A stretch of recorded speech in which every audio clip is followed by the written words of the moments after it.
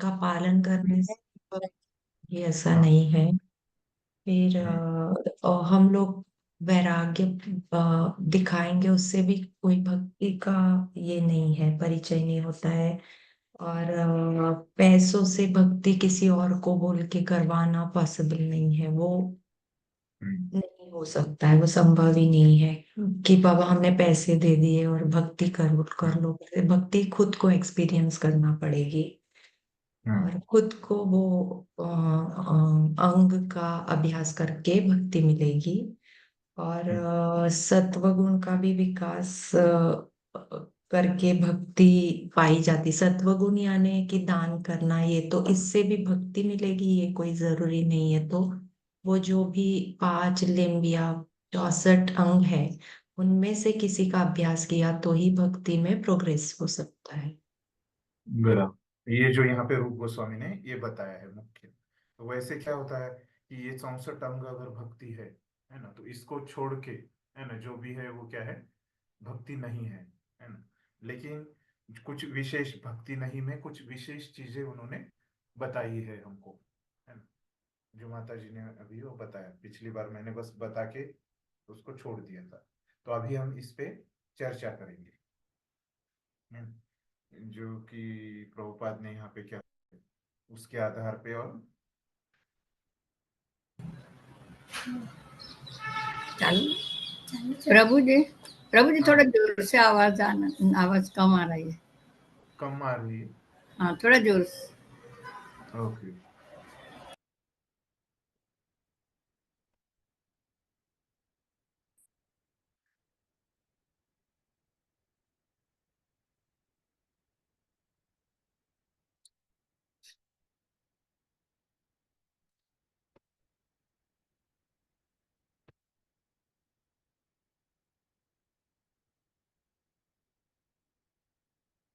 अभी ठीक है माता जी। हरे कृष्णा।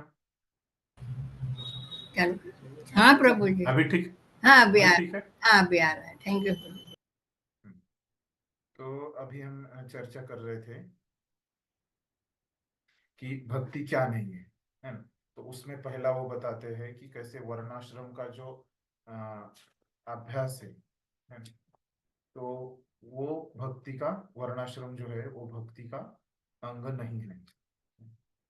उसमें ये पहला परिच्छेद पढ़ी है।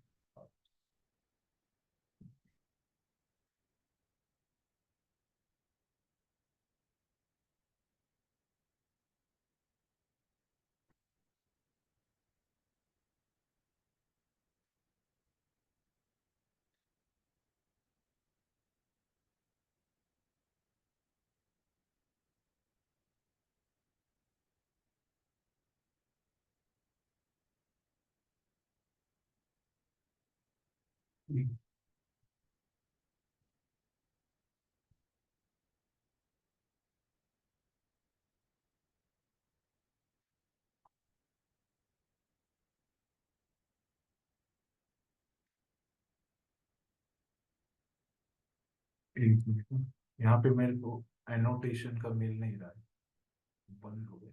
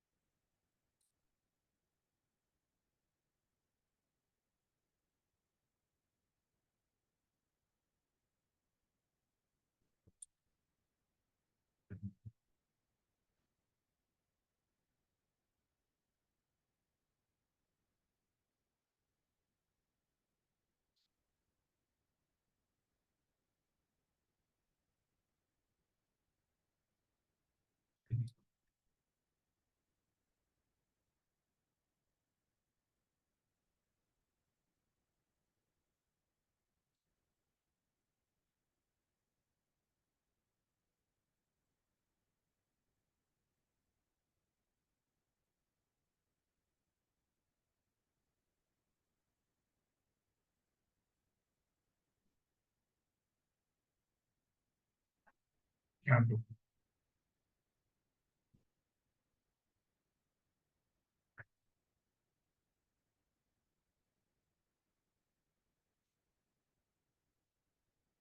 ठीक है, यहाँ पे पहला पैराग्राफ पढ़ ये कीजिए, जो दिख रहा है वो पढ़िए।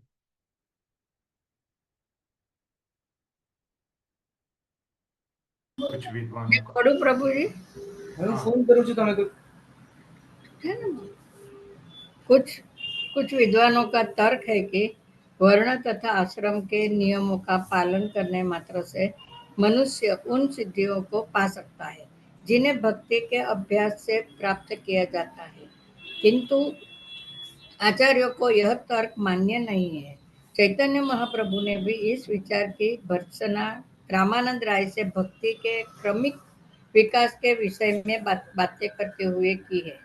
जब रामानंद राय ने वर्णाश्रम धर्म का विचार उनके समक्ष रखा तो उन्होंने उसे अस्वीकार कर दिया। उन्होंने कहा कि वर्ण तथा आश्रम ही यह प्रगति केवल बाह्य है, इससे भी अधिक ऊंचा एक और सिद्धांत है। भगवत गीता में भी भगवान कहते हैं कि मनुष्य उत्थान के अन्य सारे सिद्धांतों को त्याग कर कृष्ण भावनामृत की विधि को ग्रहण करे, इससे जीवन की सर्वोच्च सिद्धि प्राप्त करने में सहायता मिलेगी। श्रीमद् भागवत में 11.20.9 भगवान स्वयं कहते हैं। बस बस बस माता जी। ओके, थैंक हाँ, तो अभी देखिए यहाँ पे स्पष्ट बता रहे हैं प्रभुपाद कि कैसे कुछ लोग क्या बोलते हैं कि वर्ण और आश्रम के नियमों का पालन करने से हमको सब सिद्धि प्राप्त हो, लेकिन आचार्य जैसे रूप गोस्वामी ने यहाँ पे ये इसको मान्य नहीं किया है, और चैतन्य महाप्रभु ने भी इसको स्वीकार नहीं किया है। तो ये बात बताने के बाद फिर प्रभुपाद बताते हैं कि तो भगवत गीता में उन्होंने बताया है कि हमको कृष्ण भावनामृत का स्वीकार करना पड़ेगा। इस तरह से प्रभुपाद इसके ऊपर अपनी टीका लिखते हैं। तो मुख्य यहाँ पे फिर टीका क्या है कि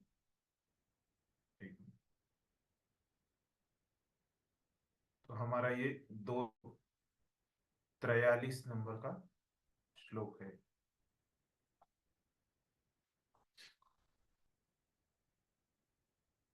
245।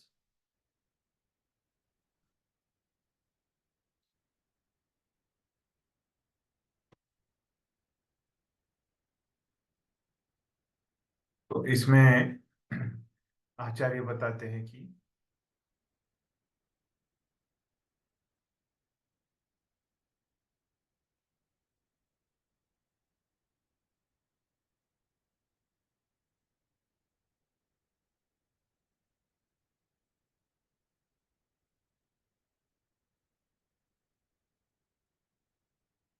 तो वो बताते हैं कि ये वर्णाश्रम जो करते हैं ये भक्ति का अंग नहीं है, ऐसे स्पष्ट बता देते हैं, है ना।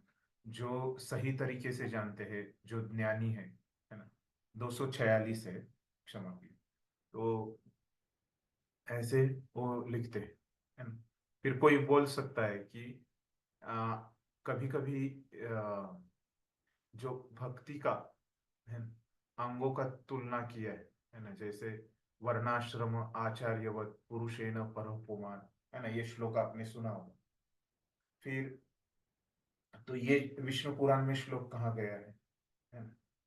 तो इससे ऐसे लगता है कि कर्म जो है वो क्या है, भक्ति का अंग है ना?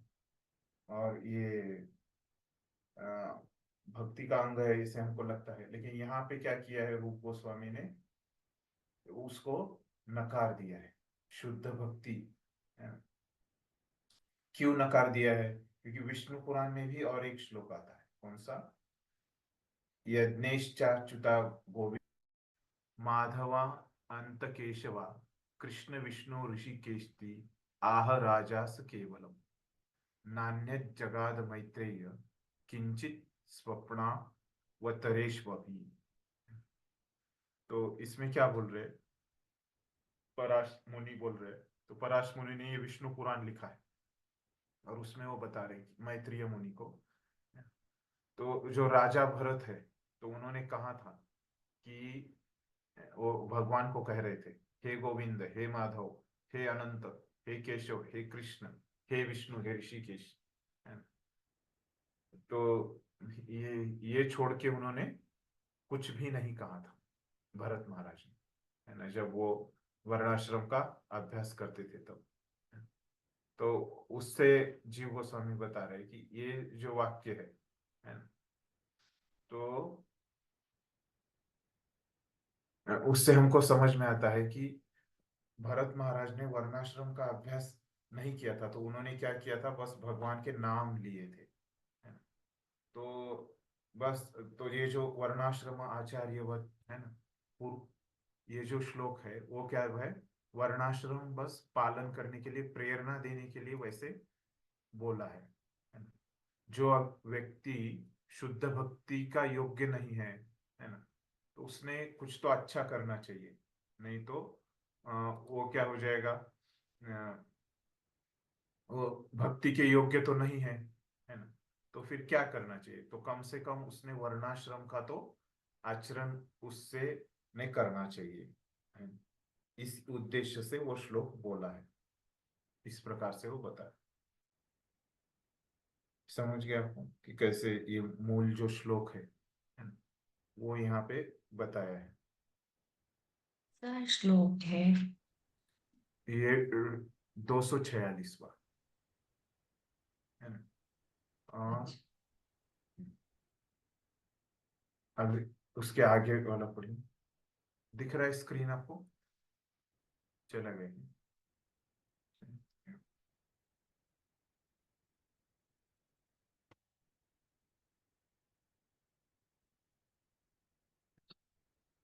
एक मिनट।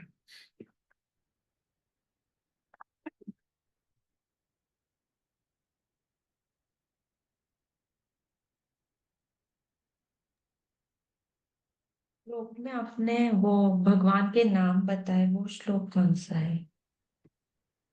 हाँ, वो इन्होंने जीव गोस्वामी ने उस श्लोक के ऊपर तात्पर्य में लिखा है, जो मैंने आपको वो डॉक्यूमेंट भेजा है ना, पीडीएफ, वो भी मैंने आपको भेजा है, वो इंग्लिश में है।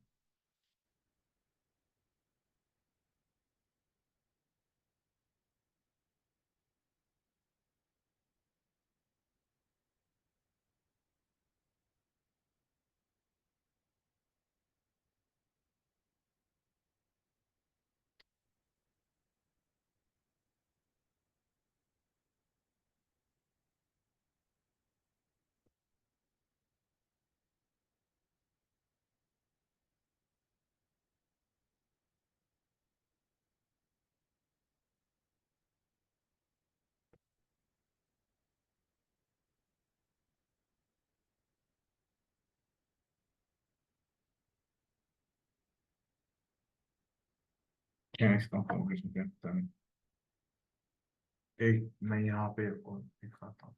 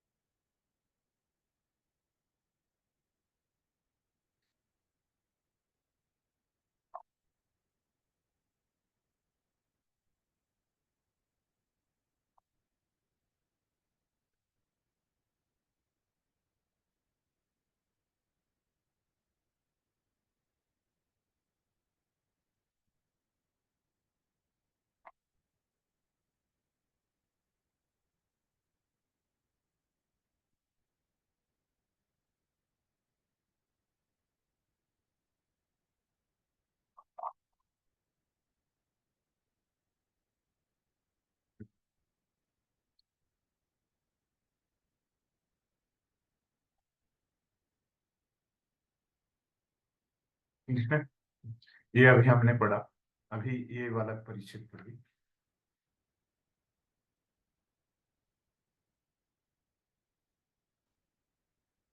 एक मिनट।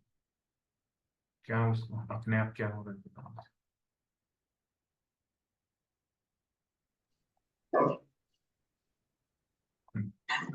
हरे कृष्णा। ये प्रभु जी एक परिचय। श्रीमद् भगवत भागवत में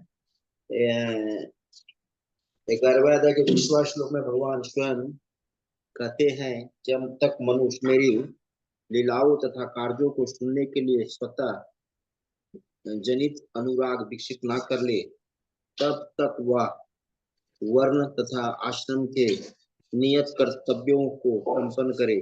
दूसरे शब्दों में वर्ण आश्रम के नियत रूप अर्थ, काम अथवा मोक्ष की प्राप्ति के लिए संपन्न धार्मिक अनुष्ठान है। ये सारी बातें उन व्यक्तियों के लिए स्तुति की जाती है जिन्होंने कृष्ण भावनामृत में विकसित नहीं किया जा सकता। वास्तुतः शास्त्रों में संस्कृत ये सारे कार्य कृष्णा भावनामृत तक ले जाने के लिए ही है, किंतु जिसने पहले से कृष्ण के लिए सौजात अनुराग विकसित कर लिया है, उसे शास्त्रों द्वारा नियत कर्तव्यों को नहीं करना पड़ता है। धन्यवाद प्रभु जी। तो देखिए यहाँ पे जो पिछले श्लोक के तात्पर्य में जीव गोस्वामी ने कारण दिया था, है ना, वो कारण का श्लोक यहाँ पे है ना। इस श्लोक में भी स्पष्टता से बता रहे हैं भागवतम में। तो पहले तो क्या करना चाहिए कि भगवान के लीलाओं को सुनना चाहिए, है ना। तो भगवान को लीलाओं को सुनना क्या है, ये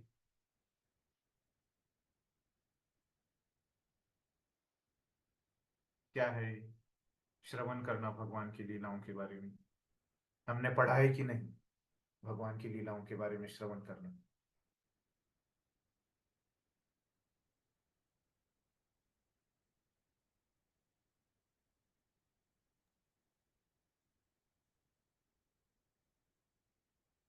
भक्ति का मुख्य अंग है ना। हाँ, नहीं, अंग है ना। तो आप भगवान की लीलाओं के बराबर, भगवान की लीलाओं के बारे में श्रवण करना ये अंग है ना। तो ये मतलब क्या करना चाहिए? भक्ति के अंग का अभ्यास मतलब क्या है? भक्ति है, मैंने आपको बोला, है ना, कि मतलब पहले सबने प्रयास करना चाहिए कि भक्ति करने का, है ना। और अगर वो नहीं कर पाता है ना, तो क्या करना चाहिए? तो वर्णाश्रम करना चाहिए। जब वो करने लगेगा, है ना, जब वो भगवान की लीला सुनने लगेगा, और उससे क्या हो जाएगा? भगवान के प्रति उसका अनुराग जागृत हो जाएगा, है ना। तब तक ही उसके लिए क्या है? वर्णाश्रम है ना। एक बार वो भक्ति कर रहा है और भगवान के प्रति उसका अनुराग जागृत हो गया, भगवान में उसकी रुचि लग गई। अनुराग मतलब उसको भगवान में उसको रुचि लग गई, है ना। एक भगवान के प्रति एक स्वाभाविक आकर्षण, अनुराग मतलब क्या है? एक स्वाभाविक आकर्षण उसका जागृत हो गया, है ना। तो ऐसे जब तक नहीं जागृत होता तब तक उसने क्या करना चाहिए? कहा है, बताइए कोई, क्या करना चाहिए तब तक उसने?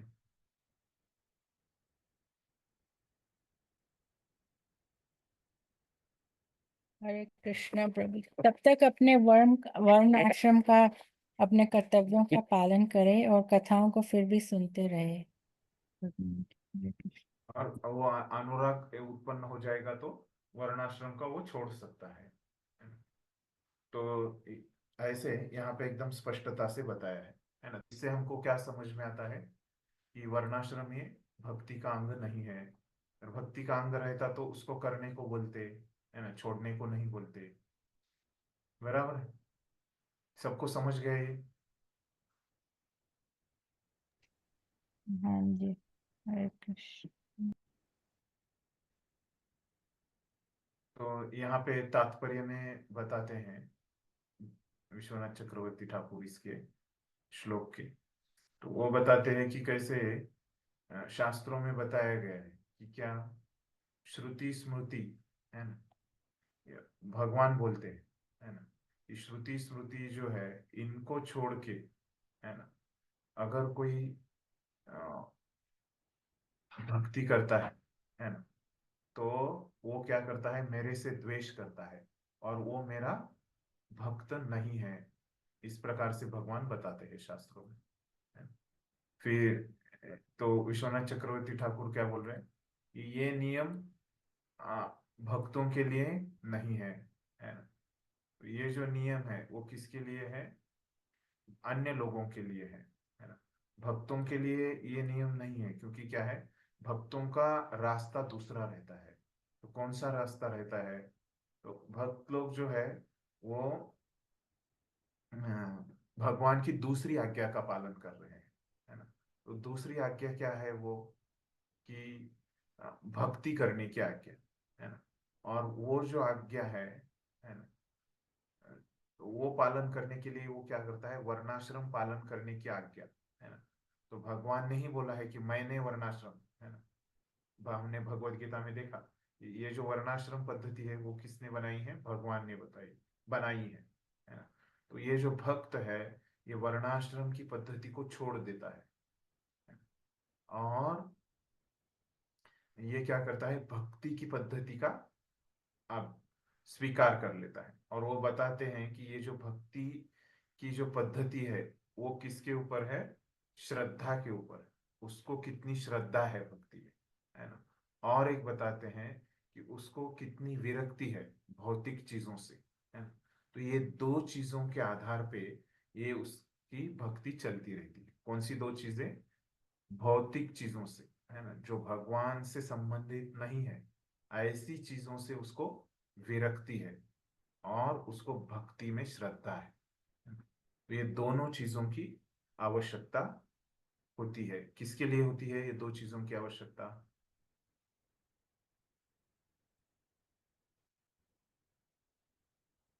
आप सुन रहे हैं ना सब? किसके लिए होती है? भक्ति में श्रद्धा और भौतिक चीजों से विरक्ति, है ना। ये किसके लिए आवश्यक है? भक्ति करने के लिए, है ना। तो भक्ति करने के लिए। और वो ऐसा व्यक्ति क्या करता है? वर्णाश्रम के कार्य करता है क्या?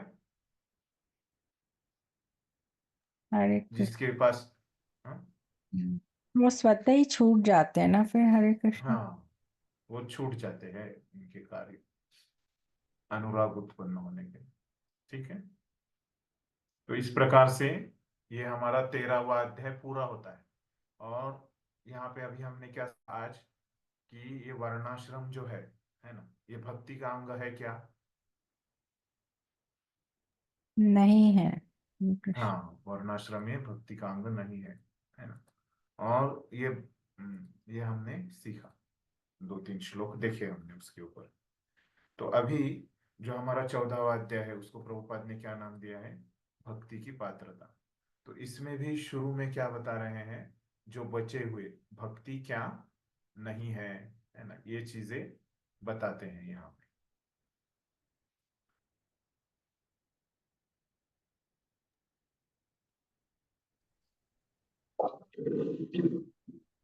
तो यहाँ पे आप पहले 3 परिच्छेद पढ़िए कोई।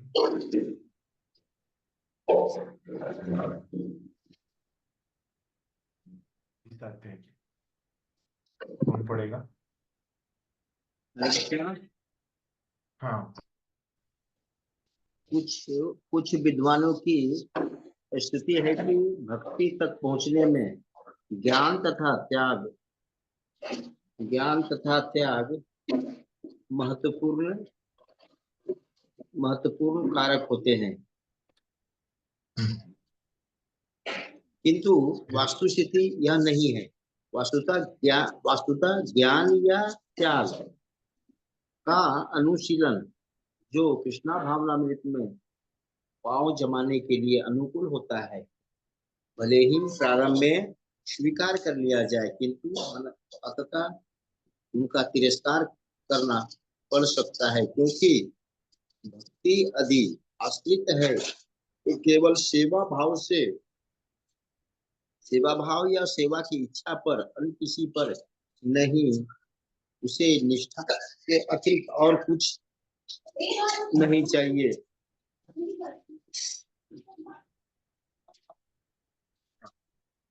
आगे भी पढ़िए।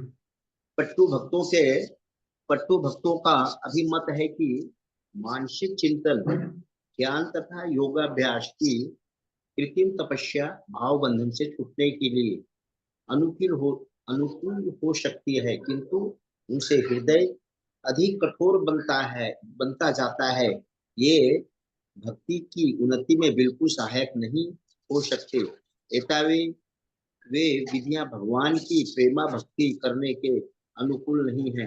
वास्तुतः कृष्णा भावना में अर्थात स्वयं भक्तिमय जीवन में प्रगति करने का एकमात्र उपाय है। भक्ति परम है, यह कार्य और कारण दोनों है। भगवान सबों के कारण तथा कार्य है, और उन ब्रह्मा परम तक पहुंचने के लिए भक्ति योग अपनाना पड़ता है, क्योंकि भक्ति भी परम है। आगे का भी पढ़िए। इसकी पुष्टि स्वयं भगवान ने भगवद गीता में की है। मुझे भक्ति के द्वारा ही समझा जा सकता है। गीता में अपने उपदेश के प्रारंभ में ही भगवान कृष्ण अर्जुन से कहते हैं क्योंकि तुम मेरे भक्त हो, अतएव मैं तुम्हें इन रहस्यों की शिक्षा दूंगा।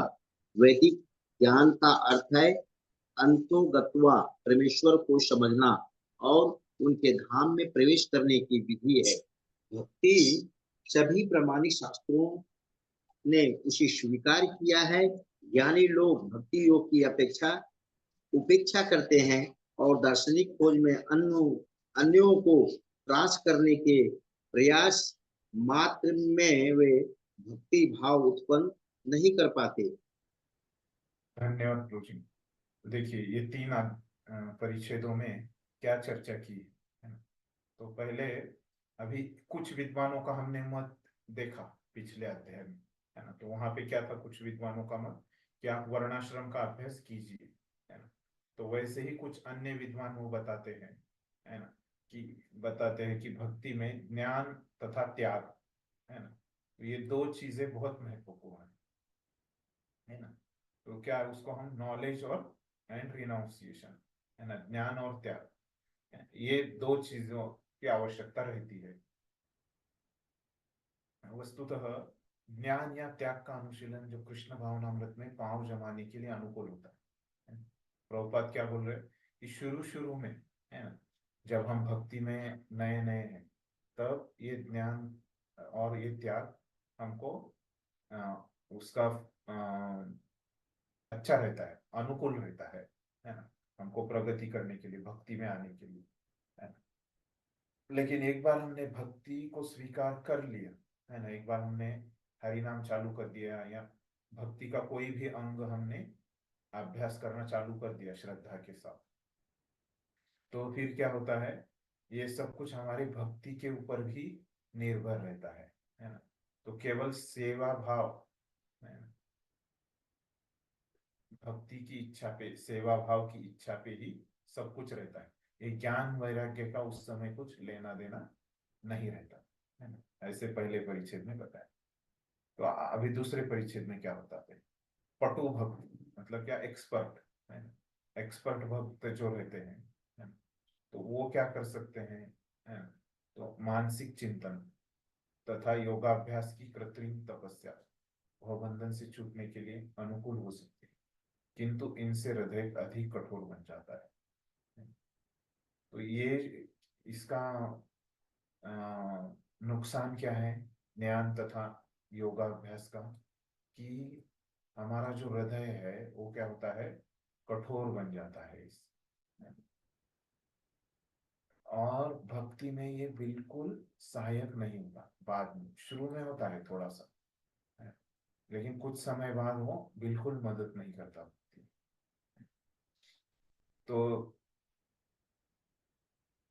तो इसीलिए ये क्या है, भगवान की भक्ति के लिए अनुकूल नहीं है। क्या अनुकूल नहीं है, क्या नहीं है अनुकूल, बताइए कोई। ज्ञान और वैराग्य। हाँ, ज्ञान और वैराग्य अनुकूल नहीं है।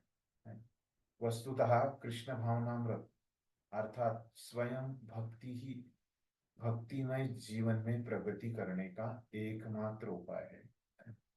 तो बहुत सारे लोग भक्ति में प्रगति कैसे करें, है ना, ऐसे प्रश्न पूछते हैं, तो उसका यहाँ पे उत्तर है। तो ये बहुत महत्वपूर्ण वाक्य है। कृष्ण भावनामृत अर्थात स्वयं भक्ति ही भक्तिमय जीवन की प्रगति करने का एकमात्र उपाय है। तो भक्ति में प्रगति अगर किसी को करना है तो क्या करना पड़ेगा, उसको क्या करना पड़ेगा? भक्ति करनी पड़ेगी खुद से। हाँ हाँ, उसको भक्ति करनी पड़ेगी, इतना आसान उपाय है। तो भक्ति आपको कैसे मिलने वाली है, आप कैसे भक्ति कर सकते हैं? भक्ति का अभ्यास करके, है ना। तो भक्ति का अभ्यास करना मतलब क्या करना, क्या करना जब भी भक्ति का हमने अभ्यास? 64 लिम्ब हाँ, देखे 64 उसमें से अंगों कोई में से भी। 64 अंग जो भी है उसमें से जो भी आपको लगते हैं, है ना। अभी हम आगे देखते हैं कि 64 में से कितने अंगों का आपको अभ्यास करना है। अभी इस स्तर पे, इस लेवल पे आप समझ लीजिए कि भक्ति करना मतलब ये 64 में से ये कुछ अंगों का आपको अभ्यास करना है ना। कितने अंगों का करना है या पूरे 64 का करना है, वो विषय आगे आएगा, है ना। उसके उसको अभी हम लेते हैं। तो अभी हम समझ गए कि हमको भक्ति में प्रगति करनी है, तो हमको भक्ति करनी है, और भक्ति करने के लिए हमको 64 अंगों का अभ्यास करना है ना। इतना हम समझ गए। क्यों ऐसे है कि भक्ति अन्य किसी चीज से क्यों प्राप्त नहीं होती है? तो मैं पैसे कमाता हूँ, मैं बहुत बड़ा व्यापार करता हूँ, उससे मुझे भक्ति क्यों नहीं प्राप्त होती?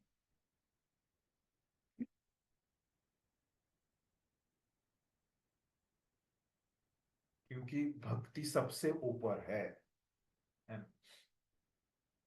तो जो चीज सबसे ऊपर है ना, उसको अगर प्राप्त करना है तो उस चीज नीचे वाली चीज से हम प्राप्त नहीं कर सकते, है ना। तो इसीलिए सब वर्णाश्रम बाकी सब चीजें क्या है, नीचे वाली है ना। उन चीजों से आप भक्ति को प्राप्त नहीं कर सकते, क्योंकि भक्ति सबसे ऊपर है ना। तो भक्ति क्या है, एक कार्य है ना? और हमने देखा भक्ति की व्याख्या में, और कारण दोनों है। तो भक्ति का कारण क्या है, भक्ति ही है। भगवान सबों के कारण तथा कार्य है, और उन ब्रह्म तक पहुंचने के लिए भक्ति योग अपनाना पड़ता है। तो भगवान तक अगर आपको पहुंचना है ना, तो भगवान भी परम है और भक्ति भी परम है। तो भक्ति से ही आप भगवान तक पहुंच सकते हैं, अन्य कोई रास्ता नहीं है भगवान के पास पहुंचने का। तो कैसे क्या कोई रास्ता नहीं है, क्योंकि भगवत गीता में कृष्ण ने बोला है ना, भक्त्या माम अभिजानाति, अगर मुझे जानना है तो क्या है, तुम भक्ति के द्वारा ही मुझे समझा जा सकता है। तो कृष्ण गीता के शुरू में और क्या बोल रहे हैं, मैं तुमको गीता बता रहा हूं क्योंकि तुम मेरे भक्त हो। इस और मैं इसीलिए मैं तुमको शिक्षा दे रहा हूँ। भक्तोसी में सखा चेती रहस्यम ही एतत् अद्भुतम, है ना? ये श्लोक है वो, है ना। वैदिक ज्ञान का अर्थ है अंततो गत्वा परमेश्वर को समझना और उनके धाम में प्रवेश करने की विधि है भक्ति। वेदों में क्या है, भगवान को समझना, और भगवान के धाम में जाना है तो आपको क्या करनी पड़ेगी, भक्ति करनी पड़ेगी, अन्य कोई रास्ता नहीं है इसको छोड़ के, है। तो सभी प्रामाणिक शास्त्रों ने इसे स्वीकार किया है। ज्ञानी लोग भक्ति योग की अपेक्षा करते हैं और दार्शनिक खोज में अन्यों को परास्त करने के प्रयास मात्र में वो भक्ति भाव उत्पन्न नहीं कर पाते। तो ऐसे ये ज्ञान के बारे में बताया प्रभुपाद ने। तो अभी हम इसके आचार्यों का टीका देखते हैं।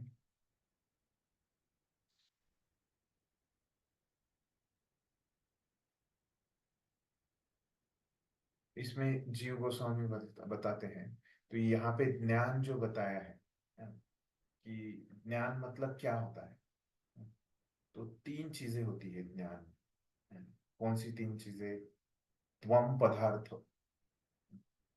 त्वम पदार्थ ज्ञान, तत्पदार्थ ज्ञान और ब्रह्म ज्ञान, है ना। ऐसी तीन चीजें होती। तो त्वम पदार्थ ज्ञान मतलब क्या? कि ये जीवों के बारे में जो ज्ञान है उसको बोलते हैं त्वम पदार्थ ज्ञान, ऐसे होता है। फिर तत्पदार्थ ज्ञान मतलब क्या? जो ब्रह्मन के बारे में रहता है। और ये जो तीसरा है ना, वो क्या है कि ये दोनों कैसे एक है, जीव और ब्रह्मन। तो ये कैसे एक है, ऐसे तीन प्रकार के ज्ञान होते हैं। लेकिन तीसरे का यहाँ पे नाम जो क्या बोला? दूसरा जो है तत्पदार्थ ज्ञान।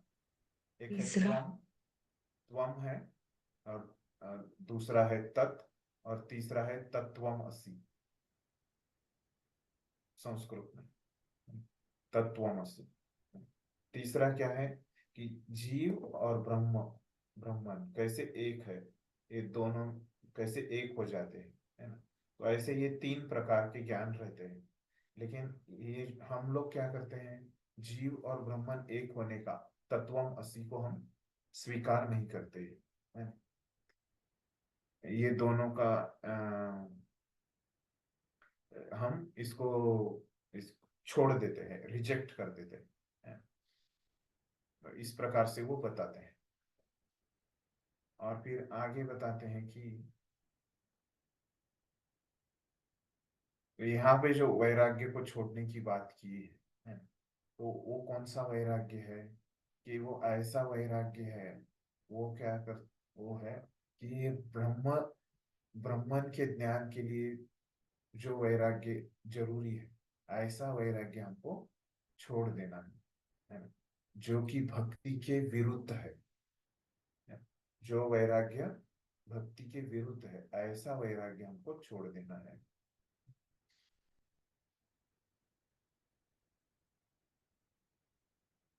और जब व्यक्ति भक्ति का अभ्यास शुरू करता है, तब क्या होता है, ये जो ज्ञान वैराग्य उसके सामने क्या होते हैं, एकदम उसका कुछ कीमत नहीं रहता। ये ज्ञान वैराग्य इनसिग्निफिकेंट हो जाते हैं। और ये भक्ति का अभ्यास वो करते रहता है। तो ये क्या होते हैं, ज्ञान वैराग्य कभी कभी भक्ति से विचलित कर देते हैं व्यक्ति को, ऐसे संभावना रहती है। तो इसीलिए इनको छोड़ देना चाहिए ज्ञान वैराग्य। शुरुआत में वो थोड़ा काम करती है, उतना करके इनको छोड़ देना चाहिए और भक्ति को ही करना चाहिए। इस प्रकार से वो बताते हैं। फिर अभी इसी में, है ना, ये ज्ञान और वैराग्य के इसमें आगे वो श्लोक लेते हैं, है ना।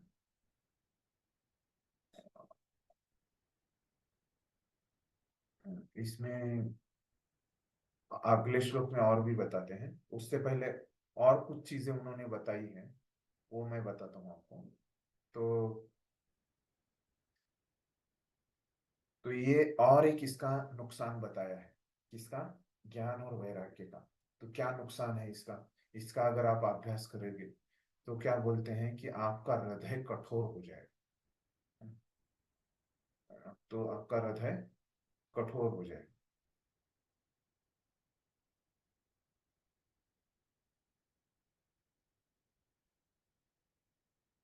तो इसका उत्तर देते हुए क्योंकि क्यों कठोर हो जाएगा इसका अभ्यास करने के? क्योंकि ये ज्ञान और वैराग्य ये ऐसी चीजें रहती है, ये चीजें स्वभावतः ही कठोर रहती है ना, ज्ञान और वैराग्य। तो इनके कारण अपना हृदय भी कठोर हो जाएगा। इस प्रकार से वो बताते हैं जीव गोस्वामी, क्यों अपना हृदय कठोर हो जाएगा। तो फिर अभी किसी को प्रश्न आ सकता है, क्या प्रश्न आ सकता है कि कैसे भक्ति भक्ति तो अपने आप प्राप्त नहीं होगी ना, तो कुछ तो करना पड़ेगा, है ना? तो भक्ति प्राप्त करने के लिए हमको क्या करना पड़ेगा? कि कुछ तो करना पड़ेगा ना एक, तो फिर क्या करना पड़ेगा? तो उसका उत्तर देते समय वो बताते हैं कि भक्ति प्राप्त करने के लिए आपको क्या करना पड़ेगा, आपको पता है, प्रभुपाद ने उसका उत्तर दिया है ना? क्या बताया प्रभुपाद ने? भक्ति प्राप्त करने के लिए आपको क्या करना पड़ेगा?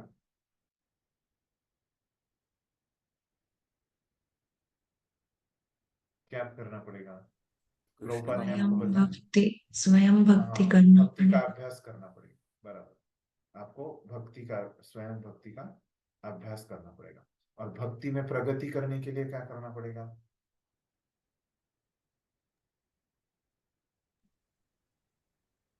भक्तिमय आपको जीवन भक्ति, को ही अपनाना पड़ेगा। हाँ, भक्ति में प्रगति करने के लिए भी भक्ति करनी पड़ेगी, है ना? प्रभुपाद ने हमको समझाया। तो वही बोल रहे हैं जीव गोस्वामी, है ना? तो आपको अन्य किसी वस्तु को अपनाने की जरूरत नहीं है ना, भक्ति में प्रगति करने के लिए, ज्ञान वैराग्य इत्यादि चीजों को। तो आपको अगर भक्ति में प्रगति करनी है तो भक्ति को ही आपको अपनाना पड़ेगा, है ना? तो इसलिए आप ज्ञान वैराग्य को आचरण मत करो, है ना? तो अभी किसी को प्रश्न आ सकता है ना? तो ये जैसे ज्ञान वैराग्य जो है, ये इसका अभ्यास करने से बोला कि हृदय आपका कठोर होता है ना? इस तरह से बताया पहले। तो ये भक्ति का अभ्यास करने से भी हृदय कठोर हो सकता है, क्योंकि भक्ति में भी नियमों का पालन करना पड़ता है, हरि नाम लेना पड़ता है ना, कार्य करना पड़ता है ना? तो इसमें भी किसी को लग सकता है कि हृदय कठोर हो जाएगा, बराबर, लग सकता है ना इसे किसी को। तो उसका उत्तर देते हुए जीव गोस्वामी बताते हैं कि अ, भक्ति का जो स्वभाव है ना, वो ही इतना ज्ञान और वैराग्य के जैसा कठोर नहीं है। तो क्यों ऐसे है? क्योंकि भक्ति में क्या है, आपकी चेतना महत्वपूर्ण है, बराबर है ना? तो आप क्या सोचते हैं, आपका चेतना, है ना? तो भक्ति में आप क्या सोचते हैं कि भगवान के कोमल रूप के बारे में सोचते हैं, भगवान के गुणों के बारे में सोचते हैं, भगवान की लीलाओं के बारे में सोचते हैं। तो वो बताते हैं कि ये भगवान के नाम रूप गुण लीला, ये इतने कोमल है ना? तो ये इसकी वजह से कोई चीज कठोर हो ही नहीं सकती। इस प्रकार से वो उत्तर देते हैं।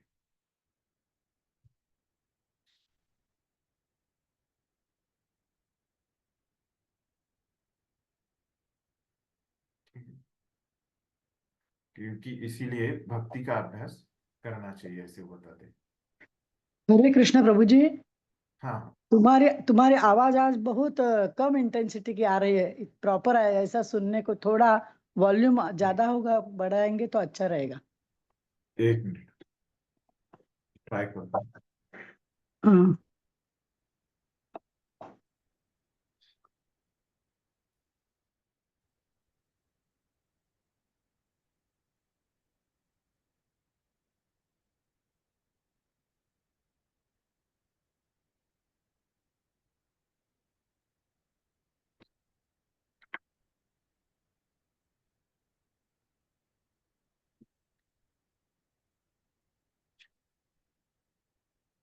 हरे कृष्णा।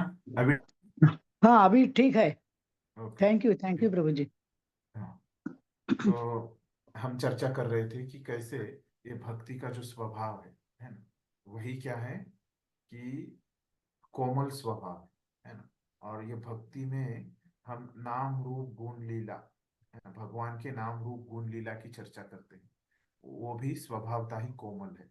इसीलिए भक्ति के अभ्यास से, है ना, हमारा हृदय कठोर नहीं हो सकता। इस प्रकार से उन्होंने बताया।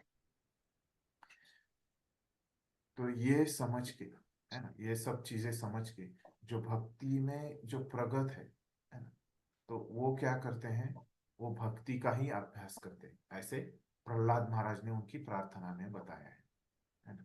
तो भक्ति को छोड़ के वो अन्य चीजों का अभ्यास नहीं करते, है ना? इस प्रकार से वो बताते हैं। ठीक है, यहाँ पे भी किसी को, हाँ कन्हैया केशव आपका प्रश्न पूछे। हरे कृष्ण प्रभु जी, दंडवत प्रणाम। हरे कृष्णा।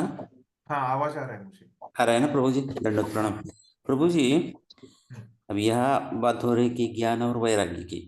ज्ञान और वैराग्य पहले तो भक्ति में शुरुआती में बहुत ही आवश्यक होता है, क्योंकि उसके नहीं थोड़ा सा आवश्यक होता है। हाँ, थोड़ा सा आवश्यक होता है। हाँ इस प्रकार तो से यहाँ पे तो बताया। उसके बाद आपने एक सेंटेंस कहा कि जब भक्ति में हमें यदि प्रोग्रेस करनी है तो उसके बाद हमें ज्ञान और वैराग्य को छोड़ना पड़ेगा। तो इसको कैसे हम छोड़ सकते हैं? मतलब उसके अभ्यास को छोड़ना है, वो भक्ति की वजह से अपने आप आ जाएगा, है ना, तो वो अलग रहेगा। लेकिन तो अभी उसको कैसे छोड़ना है, मतलब हमको ये 64 अंग ही करने हैं, है ना, ये भक्ति के जो 64 अंग है ना, हाँ। तो इसका ही हमको अभ्यास करना है। हमको ज्ञान को छोड़ना है, मतलब क्या है कि हमको जो भक्त हमने देखा भक्ति की व्याख्या क्या है, आपको याद है, अन्याभिलाषिता हाँ, शून्य। शून्यम ज्ञान कर्म ध्यान होतम। हाँ तो वहां पे देखा था भक्ति के लिए ज्ञान आवश्यक है, लेकिन उसको क्या है कि भक्ति में ही समझा है ना, वो ज्ञान से आवृत्त नहीं होना चाहिए, मतलब ये जो भक्त।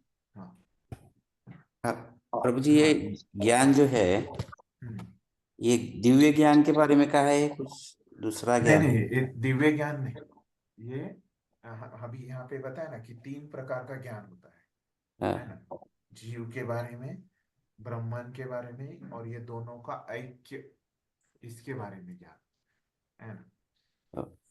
हाँ तो ये दोनों के ऐक्य के बारे का जो ज्ञान है उसको छोड़ देना है, उसको यहाँ पे ओके ओके। कहते हैं। हाँ 3 ज्ञान में से हमको 2 ज्ञान तो आवश्यक है, क्योंकि उसको। दिव्य ज्ञान तो हमारे हृदय में प्रकट होने के बाद ही भक्ति में आगे बढ़ सकते हैं ना।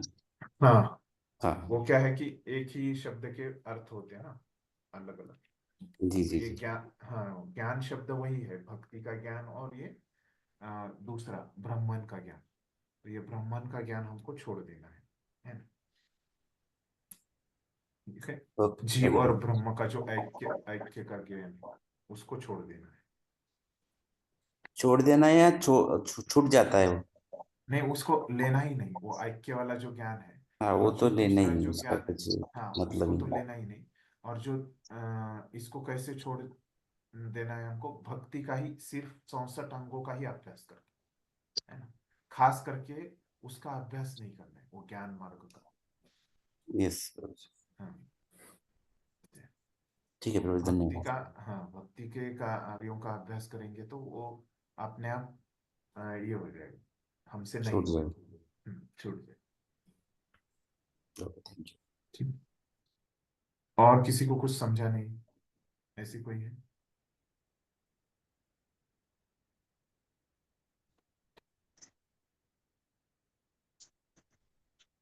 आगे वाला पढ़िए, आगे वाला एक पैराग्राफ पढ़िए।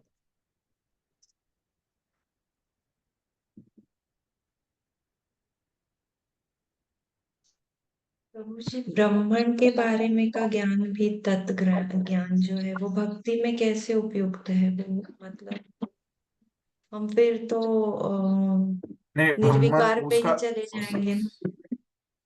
नहीं उसका ये शब्द वहां पे ब्रह्मन लिया है, मतलब ब्रह्मन ये क्या है, जैसे भगवान के 3 रूप होते हैं ना, ब्रह्मन परमात्मा और भगवान, है ना। तो ये भगवान के लिए इस,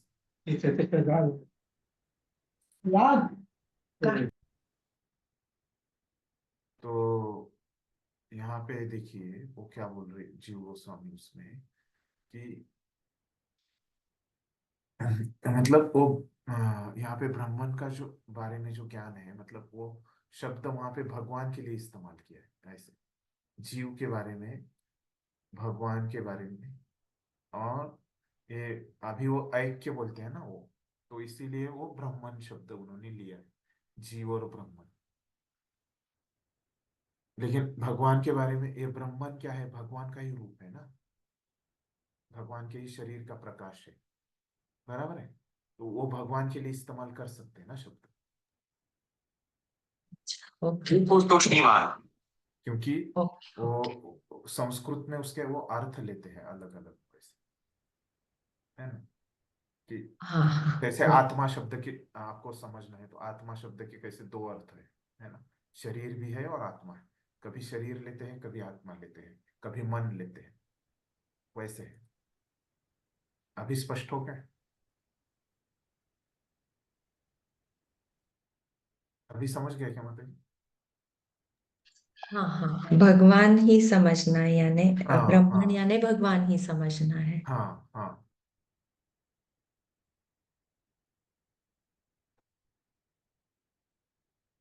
आगे का पढ़ी, अभी यहाँ तक सबको समझ गए?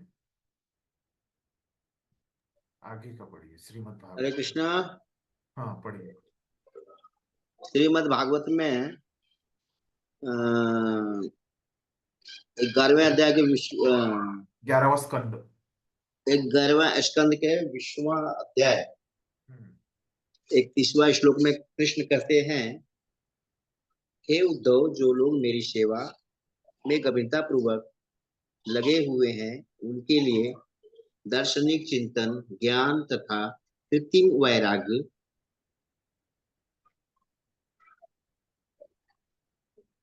और का अनुशीलन अधिक उपयुक्त नहीं होता।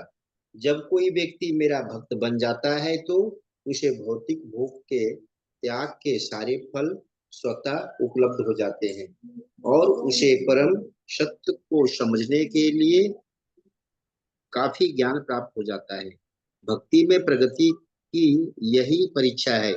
भक्त कभी अंधकार में नहीं रह सकता, क्योंकि भगवान उस पर विशेष दया दिखाते हैं और उसके अंत कारण से उसे प्रकाश प्रदान करते हैं।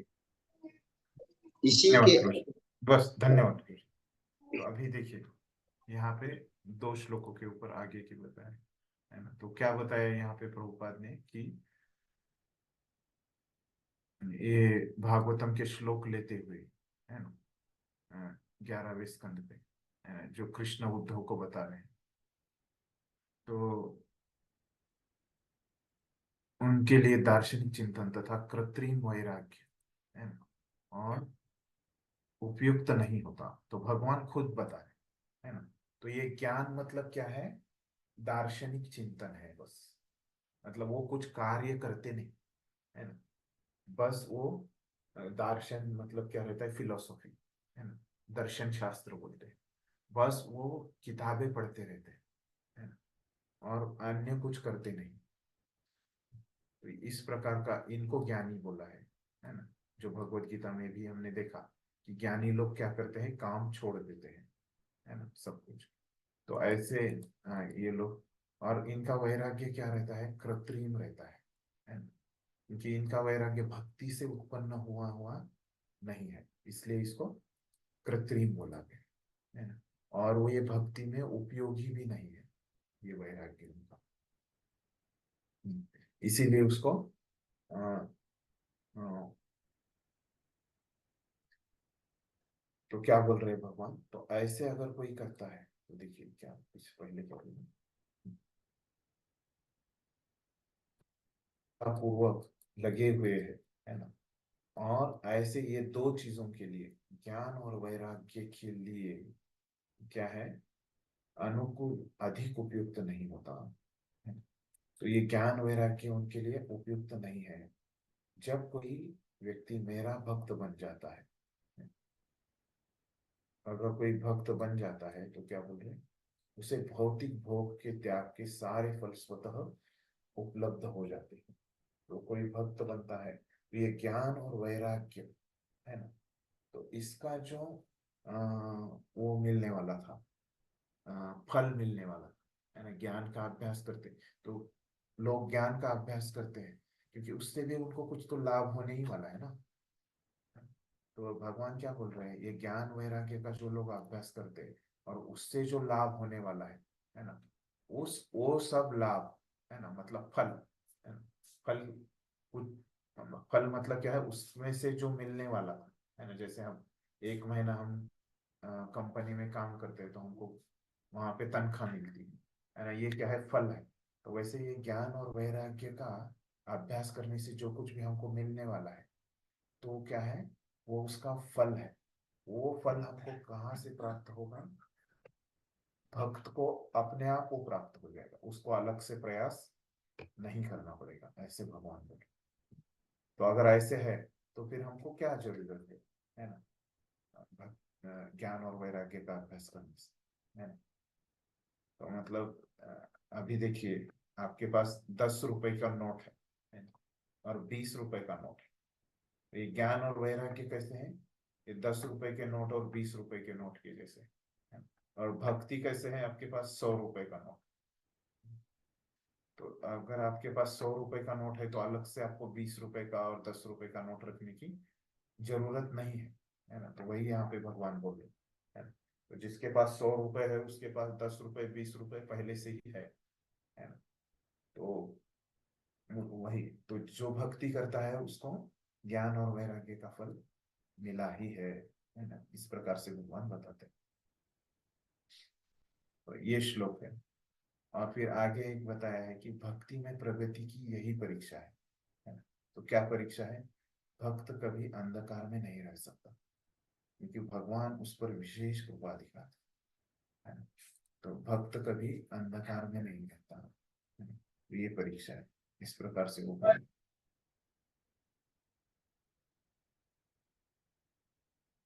ठीक है। तो अभी यहाँ पे क्या बताया है कि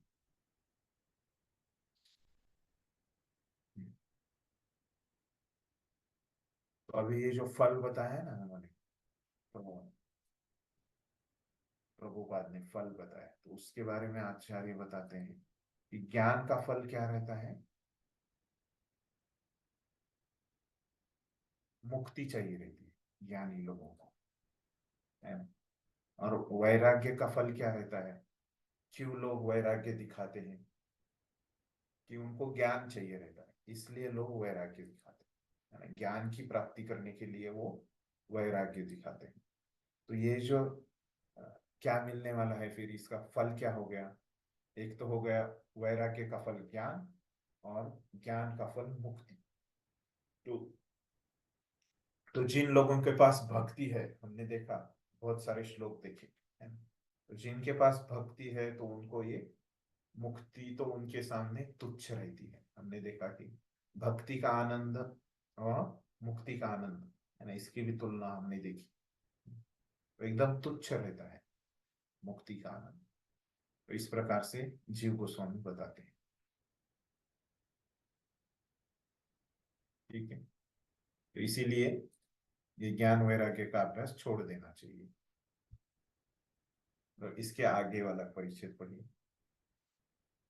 यहाँ से यहाँ तक, यहाँ से यहाँ तक।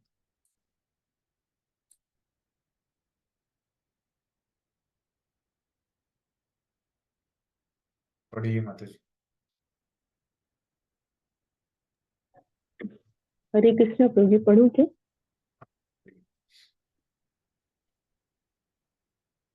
पढ़िए, मेरा आवाज आ रहा है? हरे कृष्णा। हाँ, आवाज आ रहा है मेरा? हर... जी आ रही है प्रभु जी। हाँ, पढ़िए। इसी के आगे 11, 20, 32, 33 उद्धव को उपदेश देते हुए भगवान कहते हैं, हे मित्र, मेरे भक्तों को सकाम कर्म, तप, दार्शनिक ज्ञान के अनुशीलन, वैराग्य, योगाभ्यास, दान तथा अन्य समस्त पुण्य कर्मों से प्राप्त होने वाले लाभ स्वतः प्राप्त हो जाते हैं। इन भक्तों को सारी वस्तुएं उपलब्ध रहती हैं, फिर भी वे मेरी भक्ति के अतिरिक्त और कुछ नहीं चाहते। यदि कोई भक्त किसी भौतिक लाभ की यथा स्वर्ग प्राप्ति या कोई आध्यात्मिक लाभ जैसे वैकुंठ की प्राप्ति की इच्छा करता भी है, तो मेरी अहेतुकी कृपा से उसकी इच्छाएं सरलता से पूरी हो जाती हैं। हरे कृष्ण प्रभु। हाँ, तो ये कैसे भक्ति में सब कुछ आपका, सब कुछ चीजों का जो फल है वो आपको भक्ति का अभ्यास करने से मिल जाता है ना। अगर आपकी कुछ इच्छा रहेगी तो वो भी आपको प्राप्त हो जाएगा। तो उसके उदाहरण देते हैं हमारे आचार्य, कि कैसे ये मिला, ये श्लोक कैसे सच है। तो चित्रकेतु महाराज का उदाहरण देते। तो चित्रकेतु महाराज को भगवान की सेवा करने की बहुत इच्छा थी, है। तो इसीलिए वो क्या बन गए, तो पूरे सृष्टि के वो राजा बन गए चित्रकेतु। और खास, सॉरी क्षमा कीजिए, पूरे सृष्टि के नहीं, तो वो क्या थे, विद्याधर लोक के राजा थे। चित्रकेतु महाराज जो थे विद्याधर लोक के राजा। तो वहां पे वो जो विद्याधर लोक है ना, इस स्वर्ग लोक के जैसा एक लोक है विद्याधर लोक, तो वहां के वो राजा थे। तो वहां पे क्या होता था फिर, तो वो भगवान की भक्ति करते थे। वहां यहाँ पे ऐसे वर्णन है कि वो हमेशा भगवान की स्तुतियां करते रहते थे। और वैसे करते हुए वहां पे वो विद्याधर लोक की विशेषताएं ये रहती है कि वहां की स्त्रियां बहुत सुंदर रहती है।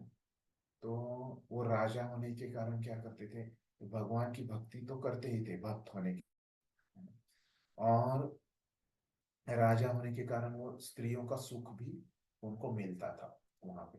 तो ऐसे जिसकी जो इच्छा है ना, वो भक्ति करने से पूर्ण हो जाती है, ये दिखाने के लिए उदाहरण दिया है ना। फिर दूसरा उदाहरण देते हैं इस संदर्भ में कि सुखदेव गोस्वामी है ना। तो सुखदेव गोस्वामी भगवान से प्रार्थना करते हैं, है ना? क्या, जब वो माता के गर्भ में है ना?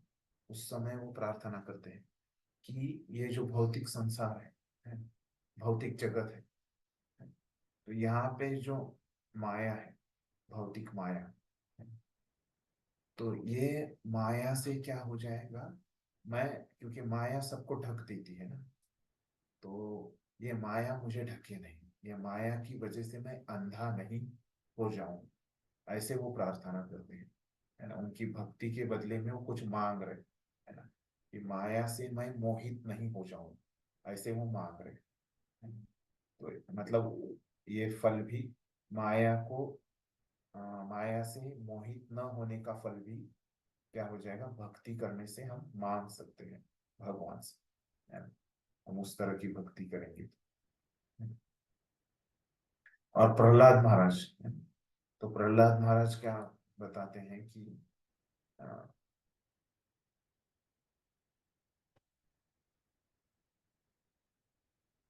आप, हे भगवान, आप मुझे कब आपके धाम पे बुला लोगे, है ना? और आप मुझे कब आपके चरणों का आश्रय दोगे, है ना? ये मांग रहे। तो प्रहलाद महाराज मांगते हैं भगवान से, क्या मांगते हैं, कि भगवान के चरणों का आश्रय वो मांगते हैं। तो हमारे आचार्य बोल रहे हैं कि ये भी क्या है, भक्ति करने से आपको जो कुछ आपको चाहेगा वो भी मिल सकता है। भक्ति करने से आपको भगवान के चरणों का आश्रय भी मिल सकता है अगर आप वो मांगोगे तो इस प्रकार से। तो ये क्यों बताया है ये, क्योंकि पहले भगवान ने बताया कि भक्ति करने से आपको सब कुछ मिल जाएगा, है ना। और इस श्लोक में भी भगवान ने बताया कि भक्ति करने से आपको सब कुछ मिल जाएगा, आप जो मांगोगे वो आपको मिल जाएगा, है ना। तो इसीलिए ये उदाहरण दिए हैं जीव गोस्वामी ने, ये 3 उदाहरण दिए हैं उन्होंने। ठीक है, तो आगे का हम देखते हैं। आगे का भी इतना पढ़ी, मैं पढ़ लेता हूँ थोड़ा सा ही। तो क्या बोल रहे हैं इसमें, वस्तुतः ऐसा व्यक्ति जो कृष्ण भावनामृत विकसित हो जाने पर भी भौतिक भोग के प्रति लिप्त रहता है, प्रामाणिक गुरु के आदेश अनुसार नियमित भक्ति करते रहने पर ऐसे मनोवृत्ति से शीघ्र ही छुटकारा पा लेता है। भक्ति करने का और एक लाभ बता रहे, तो आप कितने भी भौतिक रोग से के प्रति लिप्त रहते हैं, कितना ही बड़ा आपको रोग हो, है ना, कौन सा रोग, भौतिक रोग, है ना, कितना भी बड़ा हो आपका भौतिक रोग, है ना, आपकी भौतिक रोग की बीमारी कितनी ही भी बड़ी हो, लेकिन डरने की बात नहीं है, वो बीमारी ठीक हो जाएगी। कैसे, प्रामाणिक गुरु के आदेशानुसार नियमित भक्ति करते रहने पर, है ना। तो ऐसे ही जो रोग है, मनोवृत्ति है, उससे कैसे छूट, बहुत समय लगेगा क्या, नहीं, शीघ्र ही छुटकारा, तुरंत आपको छुटकारा मिल जाएगा, ऐसे प्रभुपाद बताते हैं। तो ये भक्ति का अभ्यास करने से है। और फिर आचार्य क्या बताते हैं,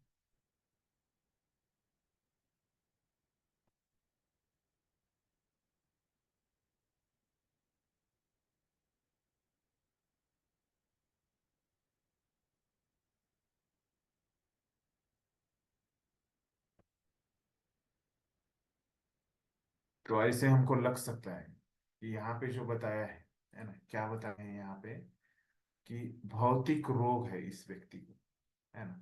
अगर एक व्यक्ति को भौतिक रोग है तो वो भक्ति का स्वीकार कैसे करेगा, है ना।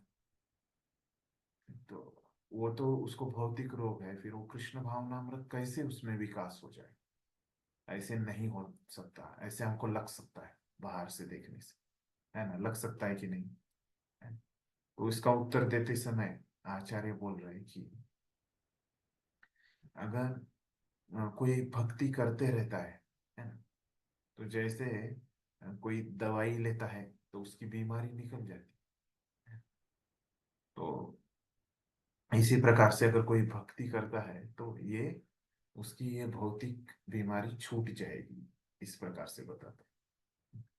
और ये भक्ति करने के लिए जो उनकी श्रद्धा है ना, जो रुचि है ना, ये श्रद्धा और रुचि के आधार पे क्या हो जाएगा, उनकी भौतिक चीजों की आसक्ति कम होती जाएगी, इस प्रकार से।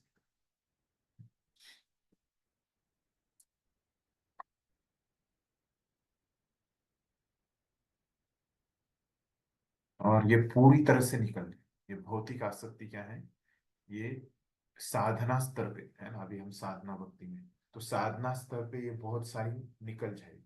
प्रायः, प्रायः शब्द लिया है मन, प्रायः मतलब क्या, बहुत सारी, मतलब 80-90% आपकी निकल ही जाएगी साधना स्तर पे, और जो थोड़ी सी बची हुई है वो बाद में निकल जाएगी, इस तरह से वो बताते हैं। इसके लिए वो श्लोक बताते हैं कि वासुदेवे भगवती भक्ति योग प्रयोजितः जनयति आशु वैराग्यम ज्ञानम च तत् अहेतुकम। कैसे भक्ति करने से क्या हो जाता है, वासुदेवे भगवती मतलब कृष्ण की भक्ति करने से क्या हो जाता है कि हमको ज्ञान और वैराग्य प्राप्त हो जाते हैं, इस प्रकार से वो बताते हैं।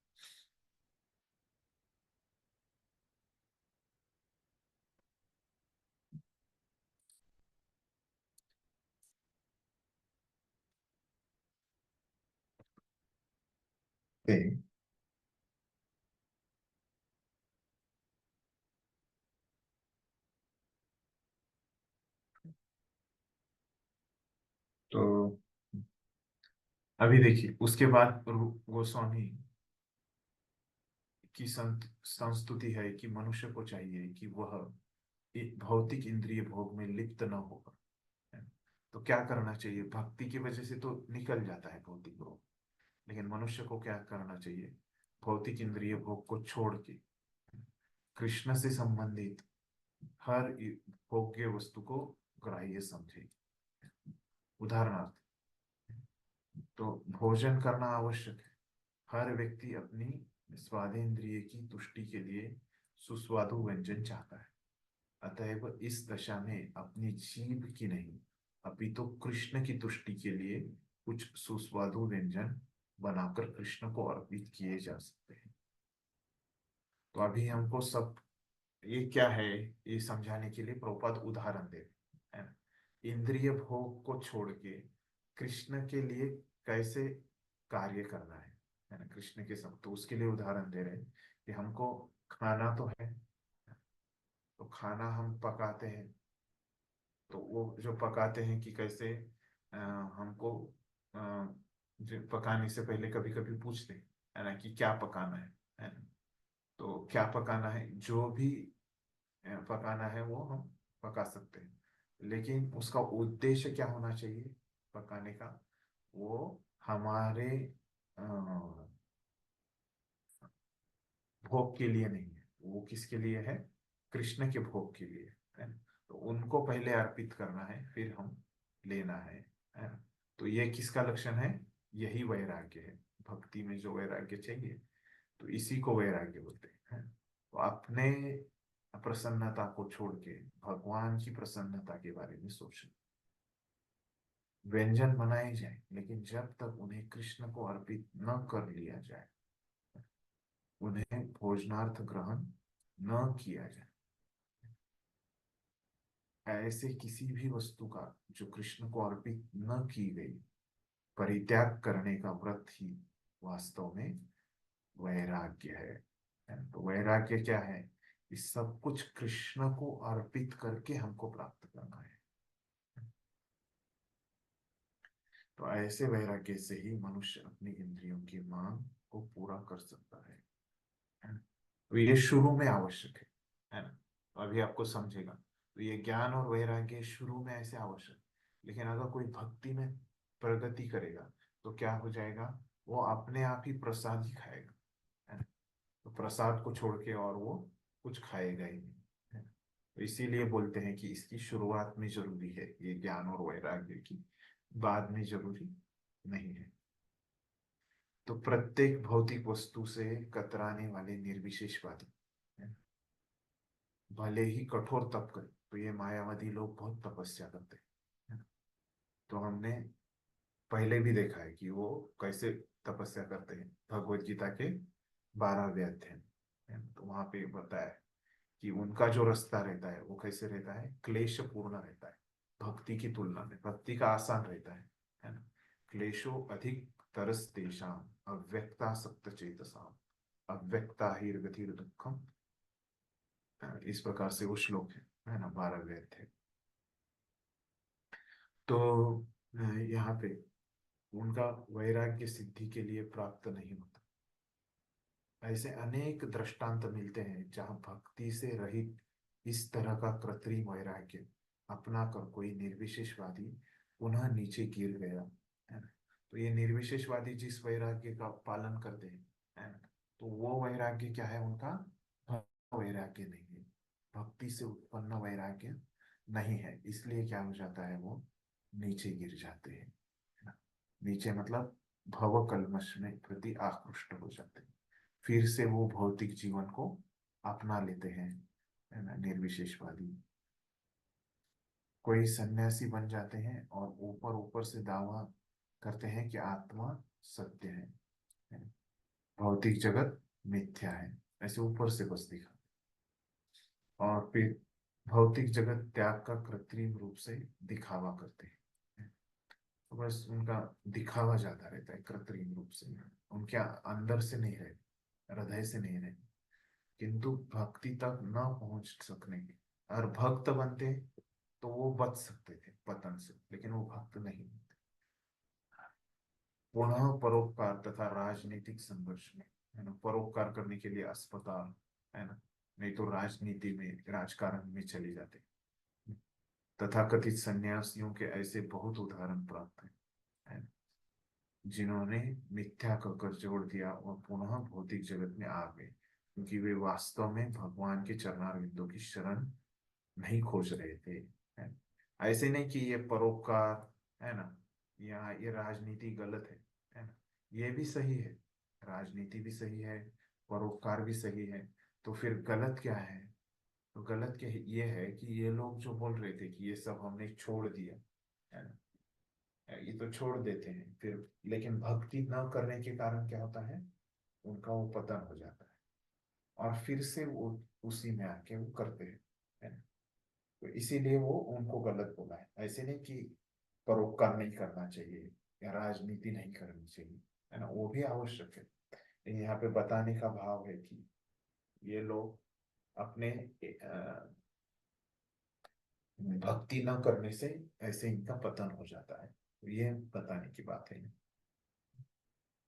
जो वस्तु भगवान की सेवा में, है ना, तो अभी ये वैराग्य के बारे में बता रहे हैं। तो जो वस्तु भगवान की सेवा में काम आ सके उसका त्याग नहीं करना चाहिए। तो जो कुछ भी भगवान के काम आने वाला है ना, तो उसको छोड़ना नहीं चाहिए। यही भक्ति का रहस्य है।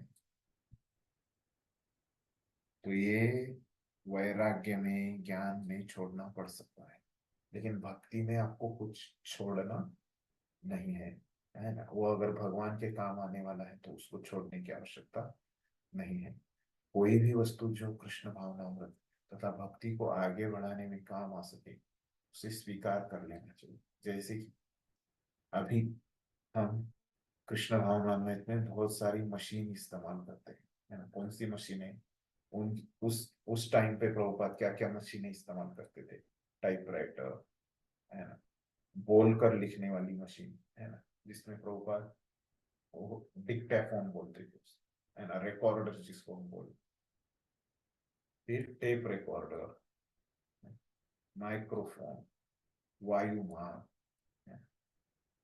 इतनी सब मशीनें उस समय इस्तेमाल होती।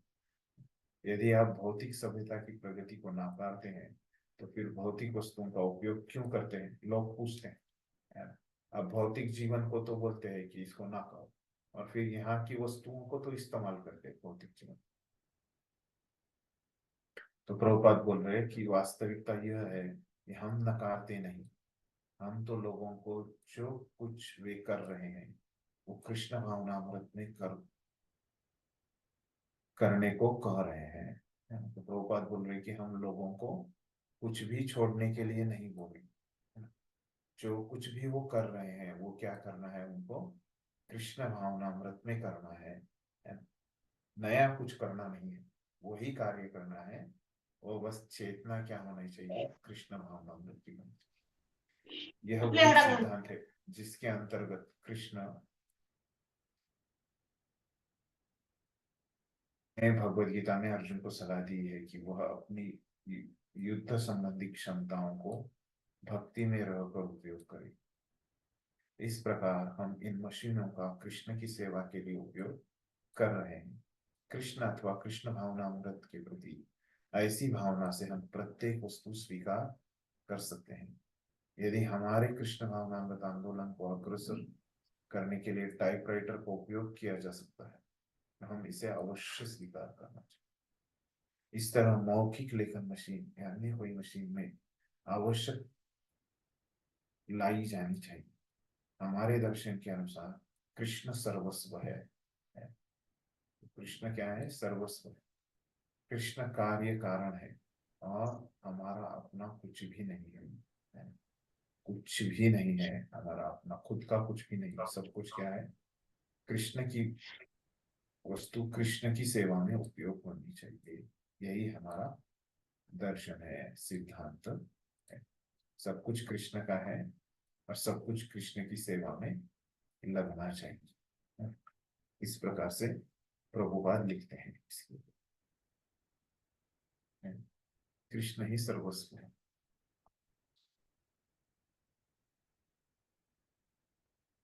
इसके ऊपर क्या बोल रहे आचार्य? तो यहाँ पे क्या बताया है प्रभुपाद ने कि एक ऐसा वैराग्य है ना जो कृष्ण के साथ हम उसको जोड़ सकते हैं, है ना। उसको कौन सा वैराग्य बोलते हैं? आप लोगों ने सुना होगा पहले, ये सब कुछ कृष्ण की सेवा में लगाना जो भी अपने पास है ना, उसको कौन सा वैराग्य बोलते हैं? युक्त वैराग्य। हरे कृष्ण। युक्त हाँ, वैराग्य। बराबर, है ना, युक्त वैराग्य। तो उसकी व्याख्या ये श्लोक में दी है। यहाँ पे वो पहले सिद्धांत शास्त्रों में लिखा है। किसने लिखा है? रूप गोस्वामी, है ना।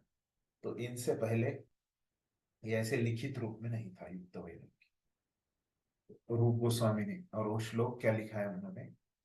अनासक्तस्य विषयान् यथारन् उपयुञ्जतः निर्बन्ध कृष्ण संबंधे युक्तम वैराग्यम उच्यते। तो युक्तम वैराग्यम उच्यते, उच्यते मतलब कहा जाता है। तो युक्त वैराग्य कहा जाता है, किसको कहा जाता है? अनासक्तस्य विषयान् यथारम् उपयुञ्जतः। तो मतलब अनासक्तस्य विषयान्, विषयों से अनासक्त हो। किसको? यथारम् उपयुञ्जतः।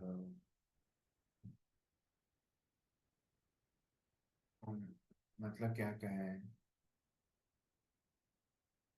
कि ऐसा वैराग्य जिसमें एक व्यक्ति क्या करता है, जो विषय वस्तुएं हैं उनसे क्या होता है, अनासक्त हो जाता है। तो विषय वस्तुओं से अनासक्त होके क्या करना है उनको, यथार्हम उपयुंजत मतलब क्या करना है, भक्ति में उनका इस्तेमाल करना है। और क्या है, निर्बंध कृष्ण संबंध है, कृष्ण से संबंधित उनको इस्तेमाल करना है। वैसे अगर कोई करता है, कृष्ण के संबंधित चीजों को इस्तेमाल करता है, और क्या होता है, खुद आनंद भोगता है क्या, नहीं, अनासक्त से विषय, खुद वो क्या रहता है, वहां पे अनासक्त रहता है विषयों से, इंद्रिय भोग से। ऐसे अगर रहेगा, दोनों रहेगा, एक तो कृष्ण के लिए इस्तेमाल करता है और खुद उसका क्या करता है, भोग नहीं करता, खुद अनासक्त रहता है। ऐसे रहेगा तब वो क्या रहेगा, युक्त वैराग्य रहेगा। इस प्रकार से वो व्याख्या करते हैं। और कैसे रहेगा प्रभुपाद ने समझाया है पूरा उसका, है ना। बस हमने यहाँ पे व्याख्या देखी, फिर अगले श्लोक में वो बताते हैं कि कैसे भगवान के संबंधी अगर हम चीज का त्याग करते हैं, है ना, जिसको हम भगवान की सेवा में इस्तेमाल कर सकते थे, लेकिन हम उसको छोड़ देते हैं, उसका त्याग करते हैं, तो ये क्या है, वैराग्य का लक्षण। तो ऐसे वैराग्य को क्या बोलते हैं,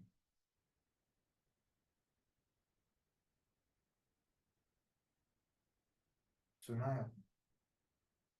क्या बोलते हैं, तो उसकी भी व्याख्या यहाँ पे बताते हैं, फल्गु तो हम देखते वैराग्य। हैं।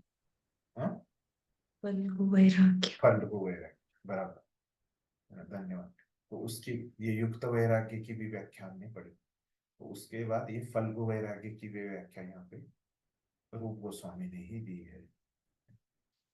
तो क्या है वो, प्रापंचिकतया बुद्ध्या हरि संबंधी वस्तुनः मोक्षुभिः परित्यागो वैराग्यम फल्गु कथयते। तो क्या बोले, प्रापंचिकतया बुद्ध्या हरि संबंधी वस्तुनः, जो भगवान के संबंधित वस्तु थी, वहां पे क्या करते हैं, वो उसको छोड़ देते हैं। तो क्या होता है, कौन से लोग छोड़ देते हैं, मुमुक्षु भी, मतलब जिनको मोक्ष चाहिए, ऐसे लोग इसको छोड़ देते हैं, है ना? भगवान के संबंधित चीजों को छोड़ देते हैं। और वो क्या क्यों छोड़ देते हैं, क्योंकि ऐसी चीजों को वो एक भौतिक वस्तु समझते हैं, है ना? और उनके मुक्ति में वो बाधा समझते हैं, और भगवान के साथ इसका संबंध वो देख नहीं पाते, है ना? तो इसलिए उनको फल्गु वैराग्य, एक नकली वैराग्य, है ना, बिना किसी काम का वैराग्य, ऐसे इसको बोला जाता है, फल्गु। यहाँ पे टीका में बताते हैं जीव गोस्वामी कि हमको समझना चाहिए दो प्रकार के वैराग्य हैं। कौन से दो प्रकार के वैराग्य हैं,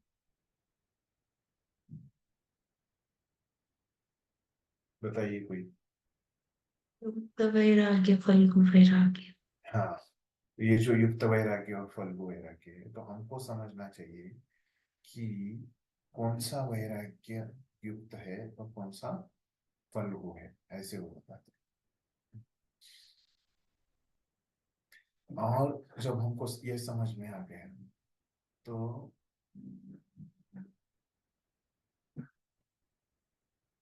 वो बताते हैं कि भगवान से संबंधित चीजों को हम छोड़ देते हैं, उसके दो प्रकार हो सकते हैं। एक तो है कि भगवान से संबंधित चीजों को हम मांगते नहीं है, तो ये भी क्या है, गलत है। और दूसरा इसमें है कि अगर हमको कुछ मिलता है,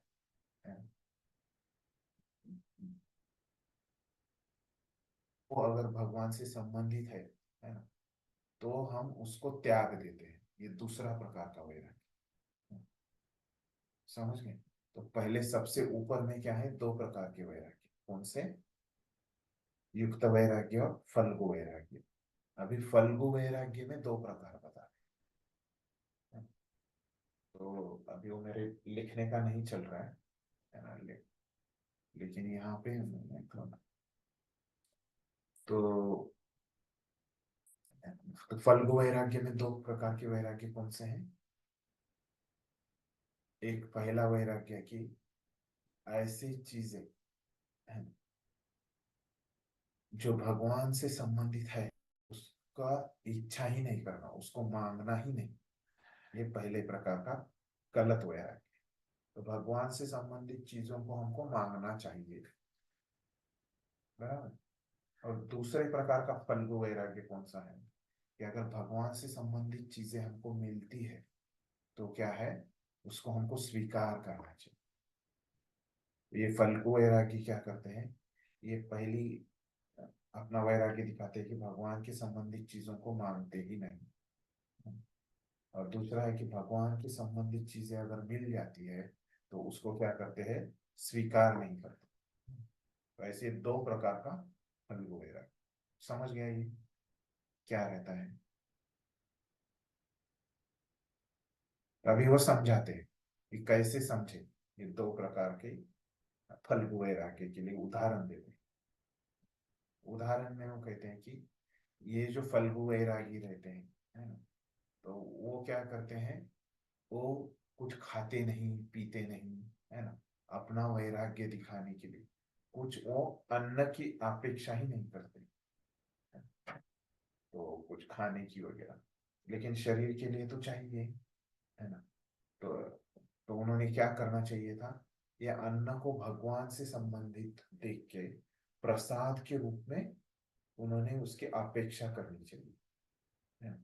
प्रसाद की उन्होंने इच्छा करनी चाहिए, है ना। अन्न बराबर है, अन्न जो है वो भगवान से संबंधित नहीं है, लेकिन प्रसाद तो है ना, यह अन्न को प्रसाद में करके उन्होंने उसका संबंध बनाना चाहिए था, लेकिन वो ऐसे नहीं कर पाता, ये पहली।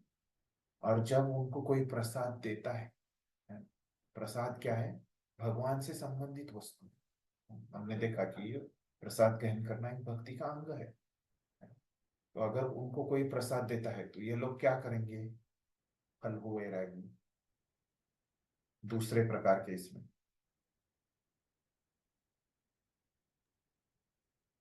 वो स्वीकार नहीं करेंगे। हाँ, उनको कोई प्रसाद देता है तो वो स्वीकार नहीं है, ठीक है। तो ऐसे ये दो प्रकार का फल्गु वैराग्य है, गलत वैराग्य।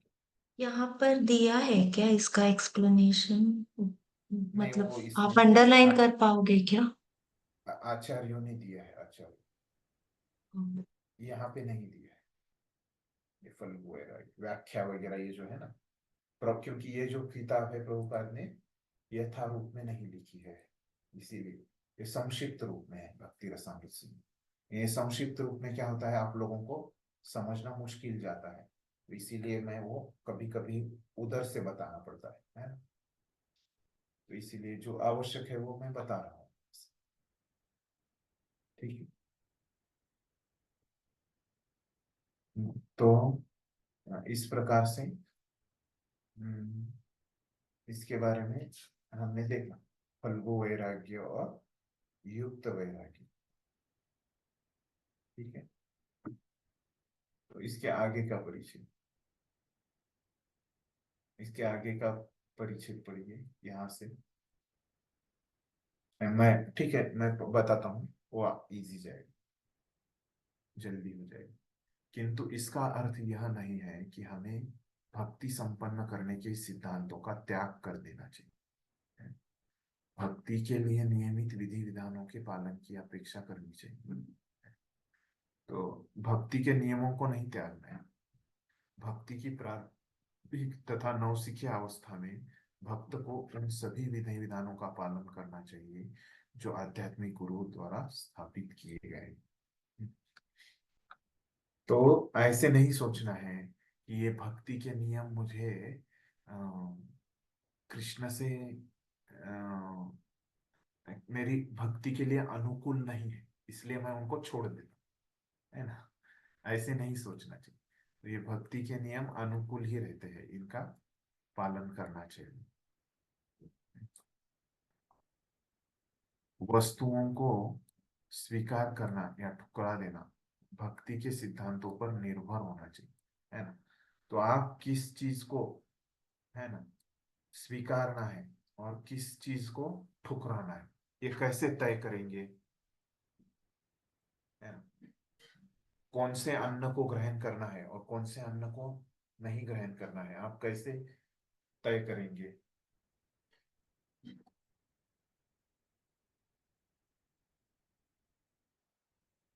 जिसने अभी तक उत्तर नहीं दिया ऐसे कोई बताइए। जो भी कृष्ण के संबंधित है उसको ग्रहण कर देना,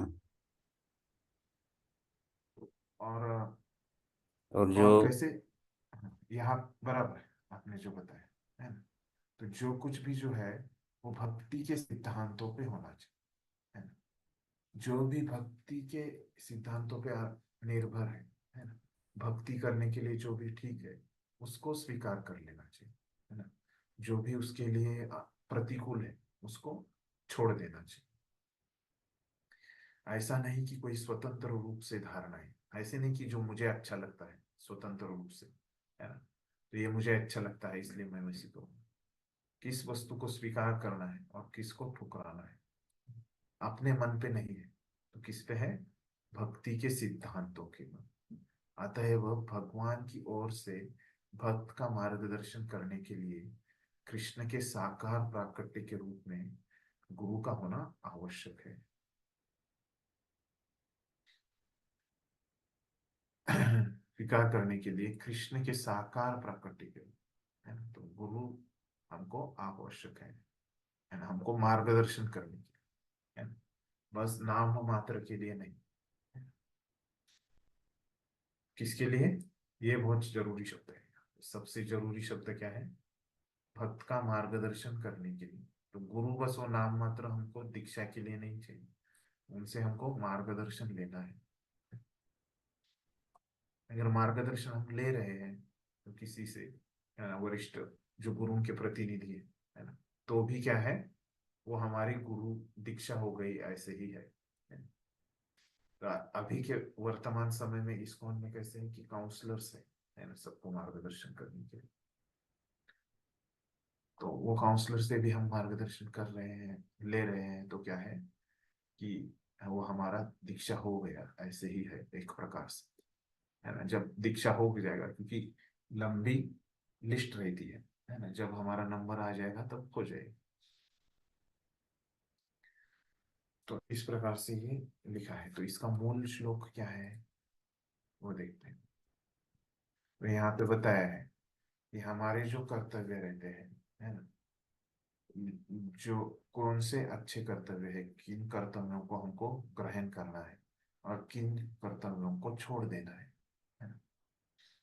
तो क्या ग्रहण करना है, वर्णाश्रम को आप ग्रहण भी कर सकते हैं, है ना, वो अगर आपके भक्ति में मदद कर रहा है ना।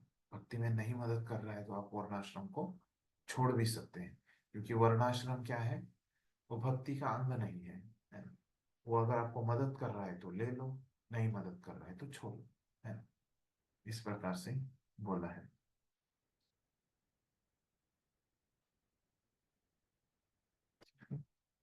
और तो यहाँ पे ये ज्ञान और वैराग्य की बात पूरी हो जाती है। तो फिर आगे श्लोक कौन से रहेंगे? इसके लिए श्लोक है 258, 257 और 258 मिला के दिया है, जोड़ के जो तात्पर्य लिखा है आचार्य ने। ठीक। तो यहाँ पे हमारी ज्ञान और वैराग्य की बात पूरी हो जाती है। फिर आगे का जो तीसरा है वो क्या है, भक्ति, है ना, जो कि ऐश्वर्य और अनुयायी, ऐश्वर्य मतलब धन का संग्रह, है ना हिंदी में। तो भक्ति जो धन के संग्रह और अनुयायियों के ऊपर निर्भर है ना, ऐसी भक्ति, ये क्या है, भक्ति का अंग नहीं है ना। तो क्या बोल रहे हैं, तो गुरु, अगर गुरु के पद पे कोई है ना, तो उनके पास क्या रहता है, बहुत सारा उनको दान आता है। तो धन का संग्रह होता है। और गुरु के बहुत सारे अनुयायी रहते हैं, है? तो गुरु को धन संग्रह या अनुयायियों की बड़ी संख्या से कभी संभ्रांत नहीं होना चाहिए, है? संभ्रांत, उससे कभी मोहित नहीं होना चाहिए, उससे कभी आकर्षित नहीं हो जाना चाहिए, है ना। इस प्रकार से संभ्रांत मतलब, है ना, कोई प्रामाणिक गुरु कभी ऐसा नहीं होगा। तो जो प्रामाणिक गुरु रहेगा तो वो कभी ऐसी चीजों से मोहित नहीं हो जाएगा, संभ्रांत नहीं हो जाएगा। किंतु यदि कभी कोई गुरु उचित प्रकार से होता, इन क्या है कि कभी कभी ये गुरु उतना परिपक्व नहीं है ना? तो क्या करता है, वह धन संग्रह या अनुयायियों की दीर्घ संख्या से भ्रमित हो जाता है, भ्रांत हो जाता है, और उसकी भक्ति उच्च स्तर की नहीं होती, है ना। गुरु अगर ऐसे चीजों से आकर्षित होता है तो वो अच्छा गुरु नहीं है। यदि कोई मनुष्य ऐसी उपलब्धियों से संभ्रांत हो जाता है तो उसकी भक्ति मंद पड़ जाती है। मंद पड़ जाती है मतलब उसका धीमी हो जाती है। भक्त को गुरु परंपरा के सिद्धांत का कड़ाई से पालन करना चाहिए। तो इसीलिए ऐसे गुरुओं को, है ना, क्या करना चाहिए कि जो परंपरा का नियम है ना, या ऐसी चीजों से उनको आकर्षित नहीं होना है, तो वो उसका पालन कर सकते हैं। इस प्रकार से प्रभुपाद ने लिखा है ना। ये जो तीसरा है, इसमें आचार्य क्या लिखते हैं, आचार्य लिखते हैं कि तो ऐसी भक्ति जिसमें धन संग्रह और अनुयायी, है ना, ये भक्ति के अंग नहीं है, है ना? उत्तम भक्ति के ये अंग नहीं है। तो अभी ये कैसे हम समझे इसको, तो ये ज्ञान कर्मा दी, है ना, ज्ञान कर्म आदि अनावृतम, है ना। तो ये जो आदि शब्द है ना, आदि, ज्ञान कर्म तो हमने देख लिया, ये आदि है, इसमें ये भी उसमें, ये आदि में ये सब कुछ आता है, ऐसे बोल, है ना। ये कि धन का संग्रह, अनुयायियों का वो जो नेम फेम प्रसिद्धि वगैरह ये जो रहता है, ये सबसे हमारी भक्ति आवृत नहीं होनी चाहिए, है ना।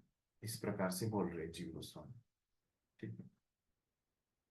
तो ये धन के संग्रह से और अनुयायियों के आकर्षण से हमारी भक्ति आवृत नहीं होनी चाहिए। क्यों ऐसे बोला है कि इनकी, इनसे वो आवृत होनी चाहिए, तो विश्वनाथ चक्रवर्ती ठाकुर इसका कारण बताते हैं। तो वो बताते हैं कि भक्ति मतलब क्या है, आपको श्रवण कीर्तन करना है ना। और आपको अगर श्रवण कीर्तन में चाहिए तो आपको श्रवण कीर्तन में पैसे की जरूरत नहीं लगती, श्रवण कीर्तन में आपको अनुयायियों की जरूरत नहीं लगती, है ना। बस भक्तों में साथ में आना है, श्रवण कीर्तन करना है।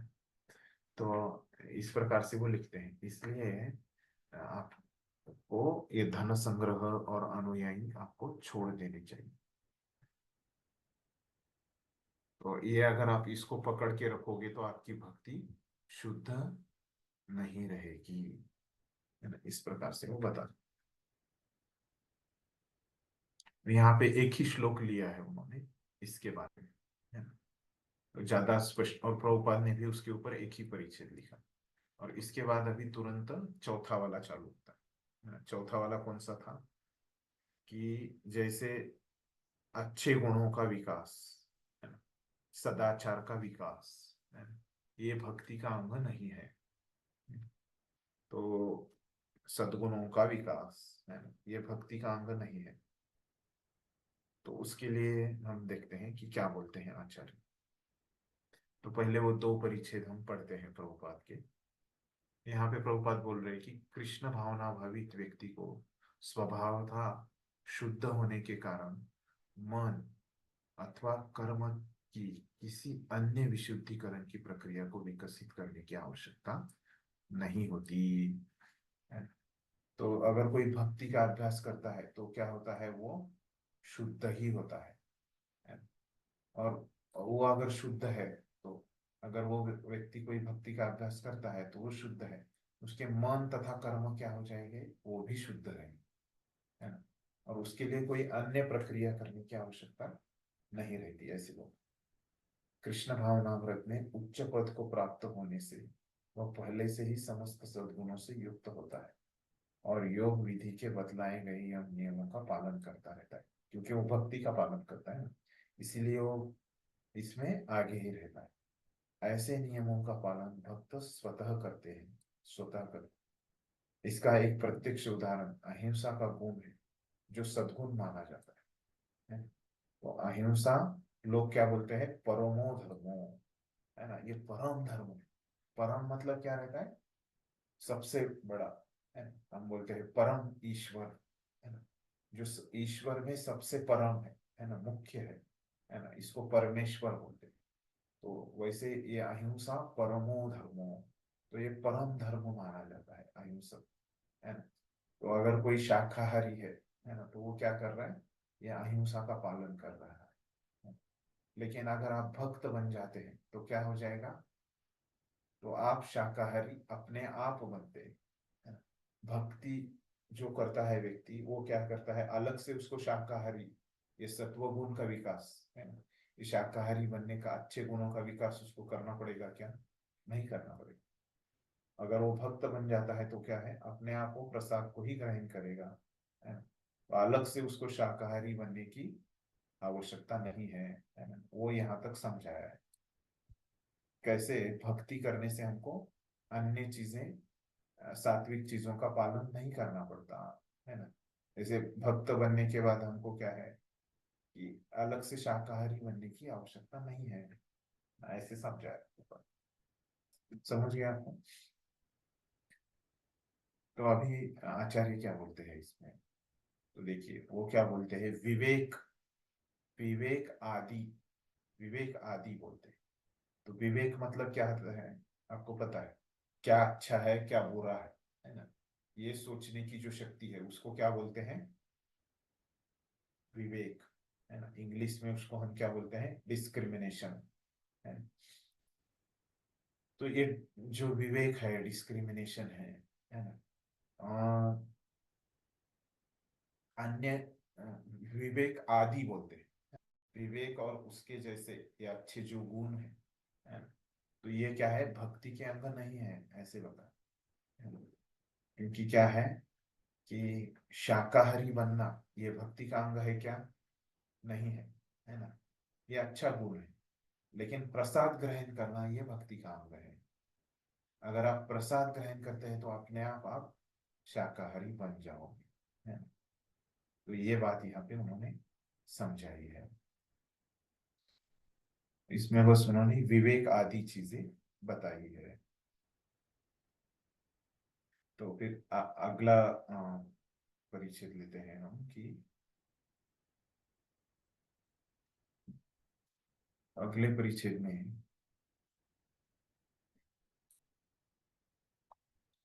अगले परिच्छेद में क्या हो रहा है, इस संबंध में स्कंद पुराण में है, तो एक कथा आती है।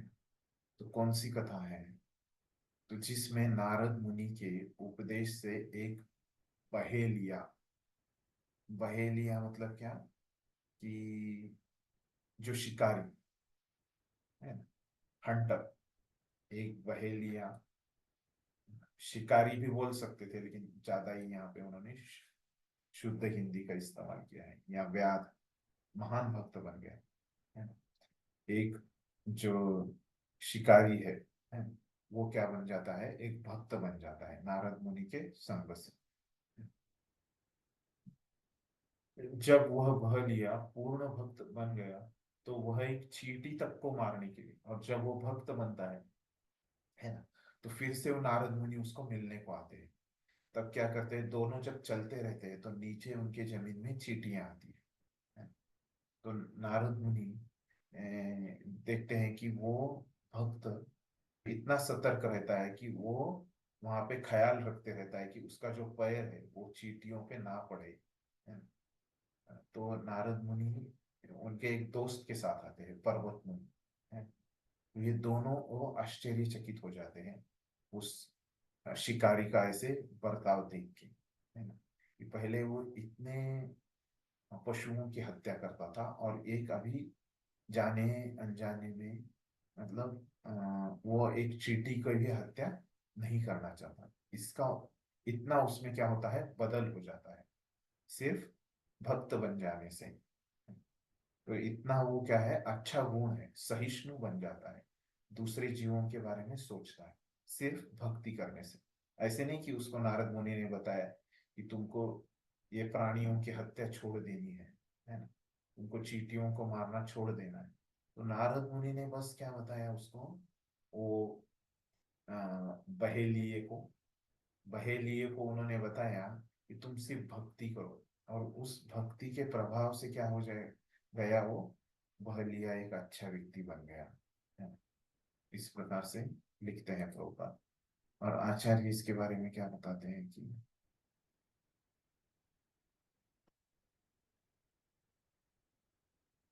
जैसे अच्छे गुण हैं, जैसे सफाई रखना, है ना, और फिर और भी अन्य जो अच्छे अच्छे गुण रहते हैं, जैसे अहिंसा, सत्य बोलना, है ना, चोरी नहीं करना, है ना, विरक्ति दिखाना, नम्रता, है ना, ये आसक्ति से दूर रहना, है ना, आध्यात्मिक लोगों पे अपनी श्रद्धा रहना, ब्रह्मचर्य का पालन करना, शांत रहना, अपनी भक्ति में स्थिर रहना, दूसरों को क्षमा करना, है ना।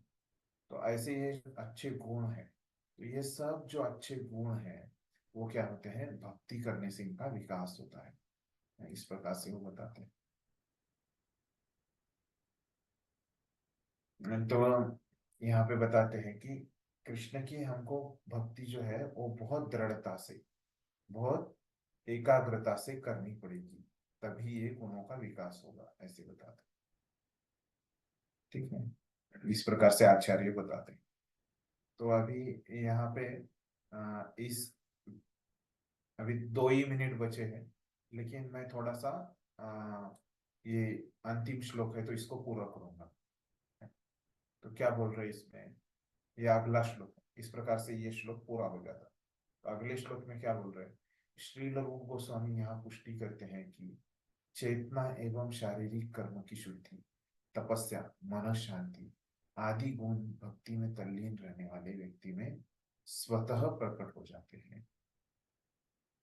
इस प्रकार से हम बता रहे कि ये सब जो अच्छे गुण हैं वो कैसे अपने आप प्रकट होते हैं। तो इसके संदर्भ में क्या बताते हैं कि